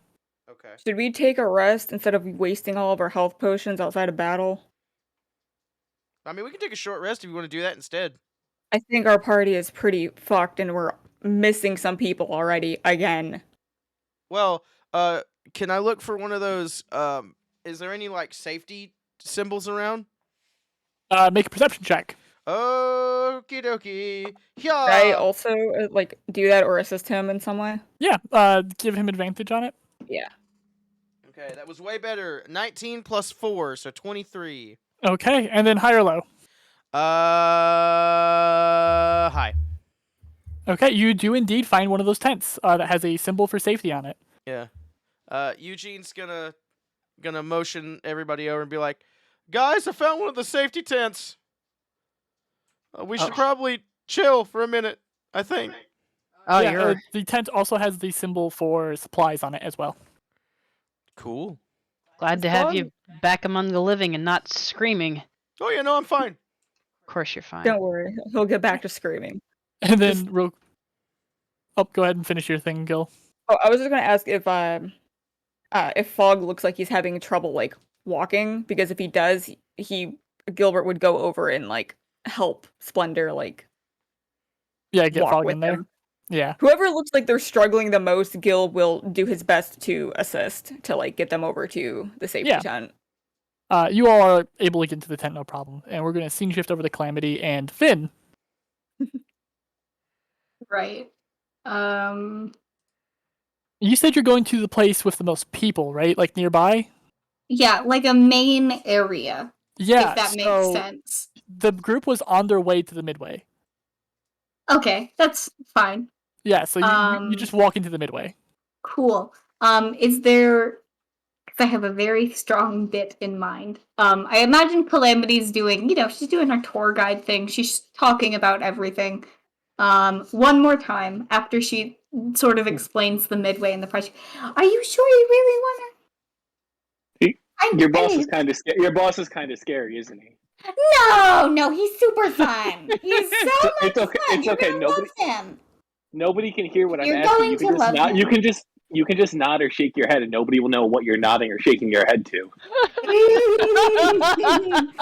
Her little warlock ears twitch uncomfortably. I'm gonna give you a great rating. I do want to say, as she says, no, he's super fun, don't worry. She's shaking her head up and down. Yeah, because the question was he scary? So if you're trying to nod, then yeah, up and down. Yeah. But at this point, I'm looking for anything to, because we're about to do a bit, right? I assume the only way to raise our chances of getting the big guy to show, is to Can do I pull out a my violin stupid to do a little bit. concert? Oh my god. That would be fun. I think Calamity just sort of raises her finger up. She goes, wait, you said you play an instrument, right? Yeah. Do you mind playing backing for me? I'm not doing, like, a musical bit, but you'll see. I'm looking for some sort of, like, pole, like a phone, like, not like a phone booth, right?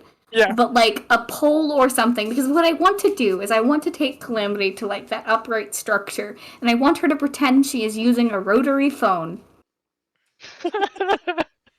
Why does she know what a phone is? But you know what? Because it's the Revelia. The tech is. here is all over the place. It's true.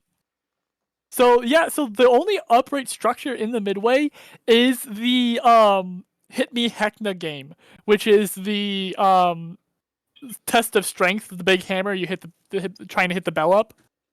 Do I know the person who runs that? Yeah, you do. Are we, like, tight? Do we have issues? No, you guys you're pretty friendly with almost everyone. Okay, cool. So we're gonna lead Finn over to that, and she just sort of like, she's like, hi, doing a bit, you'll see. Name, by the way, is Ina Mina. Hi, Ina, I'm doing a bit, love you. And she's going to start her bit. Just a bit out of the way, so it's like fun, like maybe Calamity gets hit by whoever is doing the next strength check. Who knows? You know what I mean? Like, we're playing it a little dangerous, a little capricious. By the way, there is art of Ina Mina. If you would like to see them. Please. There you go. Oh, I love her. Them? She is delightful. I love her. Rebound? Just kidding. Hi, I love your mallet. Thanks. And you're welcome. We start doing our bit. I will not spend time on it, but it is effectively, like the like office chain of command that is like needlessly long. She's listing out names that these people are not from whoever she's talking to on the phone, air quote unquote, nobody knows these people. These people probably aren't even here up until she gets to like the final like, hi! Basically, we're trying to pretend we're talking through middle management Yeah. to get to Heckna. I absolutely love that. So what we're going to do, well, how I was originally going to do this is I was going to roll a D100, you were going to roll a D100. And if you were within your level range, so like if I rolled like a 45 and you rolled a 50, your 5 levels, anywhere within 5 levels of what I rolled, essentially, is what would get you talking to Heckna. Because you're doing like such a good bit while Finn plays the violin, which by the way, it is just a floating violin. Check? Yes, please roll me a performance. It is he does not have hands in which to play this violin. He uses telekinesis to do it, so it's just a floating violin. That's a 27. And it's playing really well. Yeah, it's this hauntingly beautiful, like classic melody. Yeah. But because you're doing such a good bit with Finn getting a 27 total, instead we're going to double the range. So if you're within 10 of what I roll. I love that you described it as hauntingly beautiful, just like this elegant piano, this elegant violin refrain, just played by this dog. Yeah, it's an ode to his missing master. He's probably just standing there panting like actor dogs do, and the violin's going. Finn howls along with it. Oh. He adds like a very like soothing howl to the background. Ode to good boy. Yeah. Okay, so Calamity, go ahead and roll a D100. I want this so bad. And what did you get? 50. Did you say 50? Mm-hmm. Okay, I had a 48, so you were within 10. Yes! You can just see the manager! So like good things happen to good boys, yeah. You're doing the bit and you're going through like the chain of command, quote unquote. And then you do the part of the bit where you're now at the manager and you go, hello, and he goes, hello, Calamity. She tries to not jump, she fucking fails. You can hear him coming through your hand as if your hand was the phone. Oh, okay. Oh, hi! Somebody wants to talk to the manager. Oh, I'll be right there. You're at the midway? Uh-huh. Okay. And then you hear a click sound as he hangs up somehow. We play hang up with our hand as well. This is... No, you hang up. No, you hang up. God damn it. No, it's not you a hang Arachne. That's another time. Another time. I'll save that for rears later. up on his paw. Finn rears up on his back paws and holds his paw out for a high five. That's so good. We take it super quickly before we have to resort back to the office bit because we have settled on this bit until Heckna decides it's over. We're still doing the bit. Yeah, I listen, it's about professionalism. You know, we value professionalism here. And she fixes her mask with a huge stupid clown nose on it. Yeah, Finn licks his paws trying to clean any dirt out of it. So, just in a shower of fireworks, Heckna just arrives within 5 feet of you guys. Finn, and I don't know if you've seen images of Heckna before, so in VC text, there you go.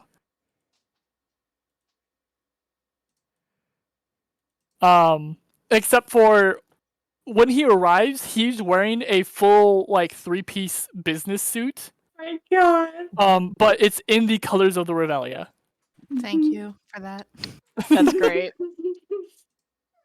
So somebody wanted to see the manager. Hi. And she gestures to the fucking dog. Hi, nice to meet you. This place is really nice. I love your suit. I'm so glad you enjoy it. It is mandatory, so it's good that you do. I'm glad you like the suit too. I like it. You know, it's my first time trying it on. I think we'll wear it more. It's really good. It like really just gives off like a sense of like power, but not like you're trying to show power. Just like you're in control, but like you don't have to say it. People know it. Calamity, I like this dog. Oh, isn't he just fun?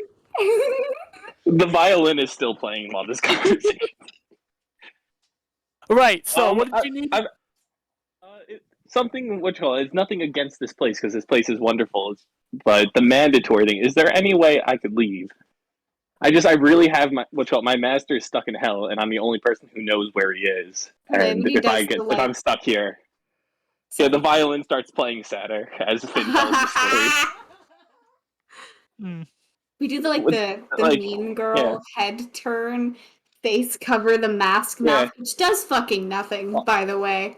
Yeah. Also, Calamity's been wonderful. Like she has got to be one of your best employees. I love her. She's doing great. He turns to look towards Calamity, and like you can see, so he wears a mask. You can see the eyebrows on the mask raise up, and he gets like a really kind of look.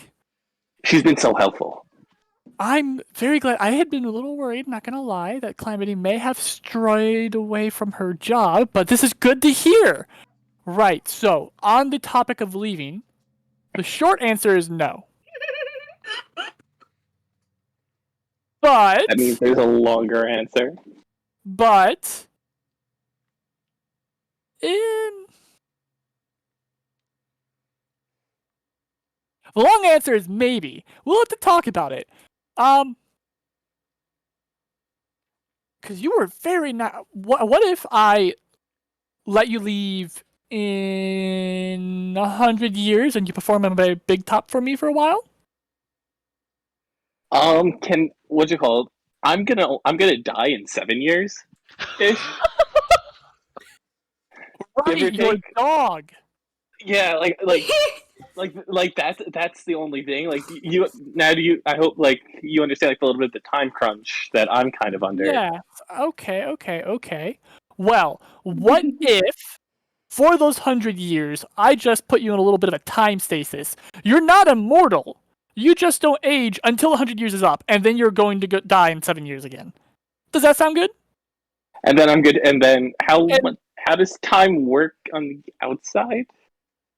Oh, it's all, and he just like dismissively waves his hand a few times and does not respond further. While this is happening, Calamity is writing up a contract. It is not actually a contract. It just looks like one. It is nonsense words and gobbledygook. Delightful. She's playing the secretary now. There's the word pontification in it like several times for no reason. Yeah. But I'd be happy to, as long as like if I can figure out a way to get my master, I'm happy to sell my soul afterwards. You can have me for all time. It's just kind of that. Really? Yeah. Once he's safe and free. Furious scribbling. I just say in her. I'm well aware of the terrible deal. No. He's my friend. Oh no. Yes, I like that. Oh. Calamity's bit writing slows as she realizes she's a fucking horrible person for doing this. Yeah. And then she picks it back up. Gotta keep with the thing. Okay. I'm sorry. What was your name? I'm Finn.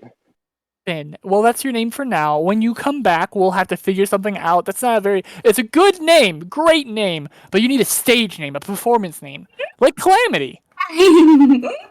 What was the terrible name? What about Catastrophe? The dog Catastrophe, friend of Calamity. I like that actually.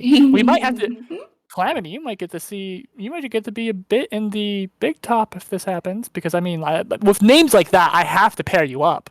Right. There's like, the stupid, like, I don't know how she does it, but no, because she has an actual piece of paper and never mind, I was gonna say on her imaginary contract, but then I remembered it's a very real contract. It's just a fucking nonsense one. She looks like she might break the fucking, like, quill pen thing that she's using. Like, it's just, like, the grip gets uncomfortably tight. Yeah. Just full... I have no nicer way to... Just full mental illness moment. Like, her brain is gone. He has given her praise. He has mentioned her a place in the big top, but she's got... Mentally, she is not here. Mm-hmm. Right? She's in, like, the 12th zone. She's gone. Head empty. Yep. Oh, that's wonderful! Oh, I think that would be great fun. Also, by the way, Alpha Gay Squared redeemed a hydrate, so everybody hydrate yourselves. Oh, that's my son! Hi, son. Also a delightful screen name. Mm-hmm. But yeah, so he'll nod and go, right, so currently, Finn, I think we have a deal. Shake on it. What is it called? So, what's the deal exactly? You can get my master out of hell. I will send you out with some help to get your master out of hell, and you, when your master is removed from hell, will come back here and work with me for the rest of eternity. Yeah, and he's back on the material plane safely. Yes, he will be back on the material plane. He's not part of the deal. Yeah, he will be returned to the material plane. Is there like a contract or something, or like a writing thing? Holds out the fucking nonsense one. I trust you implicitly, and Finn means that. So if he wants to do an insider check or something, Finn does. It's just like with all contracts, like it makes sense to have to just read it over first, you know? Yeah. With that, Heckna grabs the contract from Calamity, and Calamity, you watch as the nonsense on the paper just shifts a bunch as soon as he grabs it, and he hands it to Finn. And how much of it is still nonsense? There is some nonsense in it, but it's like at the end and at the beginning, and then the middle is right where you would sign is where it actually details everything. And does it all look like there's no tricky loopholes or something? Yeah, as far as you can tell, so what it is he will send you out and give you help. It does not specify what the help is, but he will send you out as soon as you sign this contract. With help to retrieve your master to the material plane. Then you will be taken back. There is just regret in Calamity's eyes while Heckna isn't watching her. Yeah, just I guess Finn just goes like, "Can I sign with my mind, or do you want a paw print?" However, you would sign it if you were asked to sign something on the spot. I guess he just kind of rubs his paw really hard against the ground, so it's a little bloody. Oof. And then he just kind of stamps the bloody paw against. Oh, that's great. Right. Well, I promised you help, so he snaps his fingers, and you are now flanking you on either side are two candelabron. Which are these large golems made of candle wax. They look burly and mean. Hi. One of them I love you. One of them has a blue wig on that looks like an ice cream cone with that slight swirl going up. And the other one has a pink wig on that is upsettingly familiar. Oh no. Not to you, Finn. It's upsettingly familiar to Calamity. Yeah. 9 yards stare. Finn's just excited. He's like, "Hi, nice to meet you. Thank you for helping me. I love you." You just get a slow wave. It makes no noise, and then Heckna goes, "Right. So I'm gonna take you all to the to my place where I will then send you out. Looking forward to having you back here, Finn or Catastrophe." And he snaps his fingers, and the three of you are gone. Calamity, you are left there. Would you like these green tickets? Finn pulls out the 15 red tickets. Yeah. Calamity will take those. Mm-hmm. She is realizing she might be a bad person. Thank you, Calamity. I love you. She just, I think at this point, I imagine Finn being a dog is a highly empathetic person. Even behind the mask, just pure heartbreak in this expression as she takes it. Just, yeah, thanks. Can I give Calamity a magical bone imbued with my last portent roll? You know what? I'll allow it. Yeah. What was your portent roll? It was a 13. You have a one-time portrait roll of a 13 that you. This Finn just gives you a really magic. He jumps and gives you a really magical little like lick on the hand, and it gives you a magical bone. She looks like she tries to make herself happy for him. It's not working behind the mask. I figure because at this point Finn's also close. Well, you have fun, yeah? I will. Thank you. He's gonna be so happy when we get him out. Bye. And then with that, Finn, you are removed. Thank you for joining us, Finn. Yeah, that poor dog. Thank you for letting me do more psychic damage to everyone. Oh, What are you talking about? We don't know nothing. Mm-hmm. Wonderful. I'm so sorry. Finn has a wisdom of 8. He is absolutely thinking he just got a steal. He cares nothing about him. He cares nothing about himself. He's just trying to get his master. That's really so is. sweet. So like he's getting back on track, and also he's now getting these 2 big candle men to help. Like that was like Calamity is awesome. Oh no! Are the candle people made of actual wax?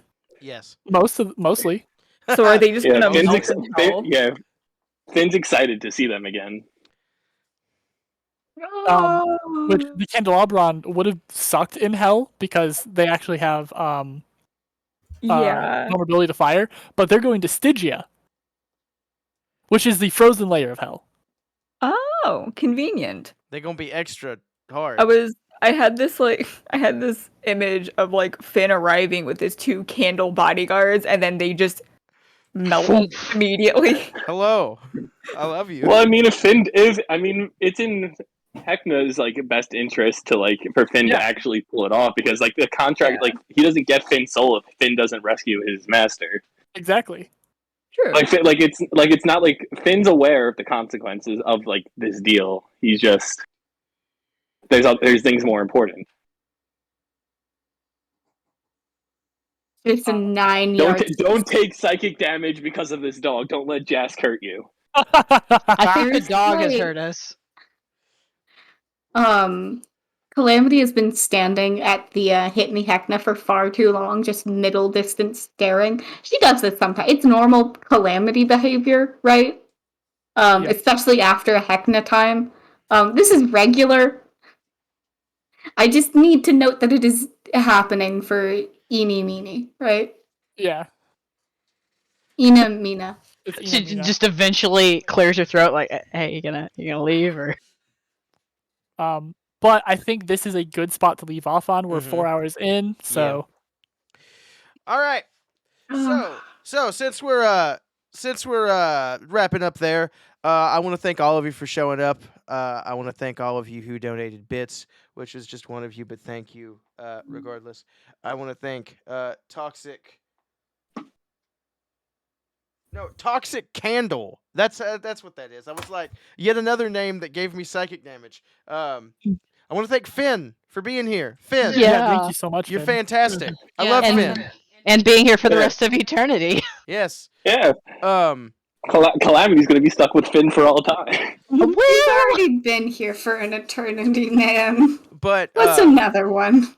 But if you guys type ! Linktree in the chat, that will give you access to all of our relevant links, be it mine, Jask's, or both of ours. If you'd like to support us in any way, be it Patreon, Ko-fi, or right here on Twitch. And I hope that you guys had fun. I hope that you have a fantastic week. And I hope that you come back for more Heckna in the next 2 weeks. So it won't be this Saturday, but next Saturday. So that'll be on the, let me go ahead and give y'all a date. That'll be on the 22nd of January. So the next Heckna stream will be on the 22nd of January. The next 2DMs1 podcast will be on this Wednesday. Our topic is homebrew. So come with your homebrew questions. Other than that, I think that's it, unless one of you guys has something to say. Thank you for having me. Yeah, you're welcome. That was fun. Thank you for being here. Yeah, thank you so much for awesome joining. being here. Yeah. Sorry thanks. for effectively killing the dog. You helped him immeasurably. I Sorry to interrupt me. don't know what to say. Beep, I'm glad you're back. Riley, I'm glad you're okay. Yeah, same. We missed having you for 2 sessions in a row. So, yeah. But anyway, you guys have an excellent evening. I'm going to end it here because I feel like I'm just rambling at this point and I want there to be a good, concise end to the YouTube video. I'm not a perfectionist. Shut up. I will talk to you later. Everybody say bye. Okay, bye. Bye.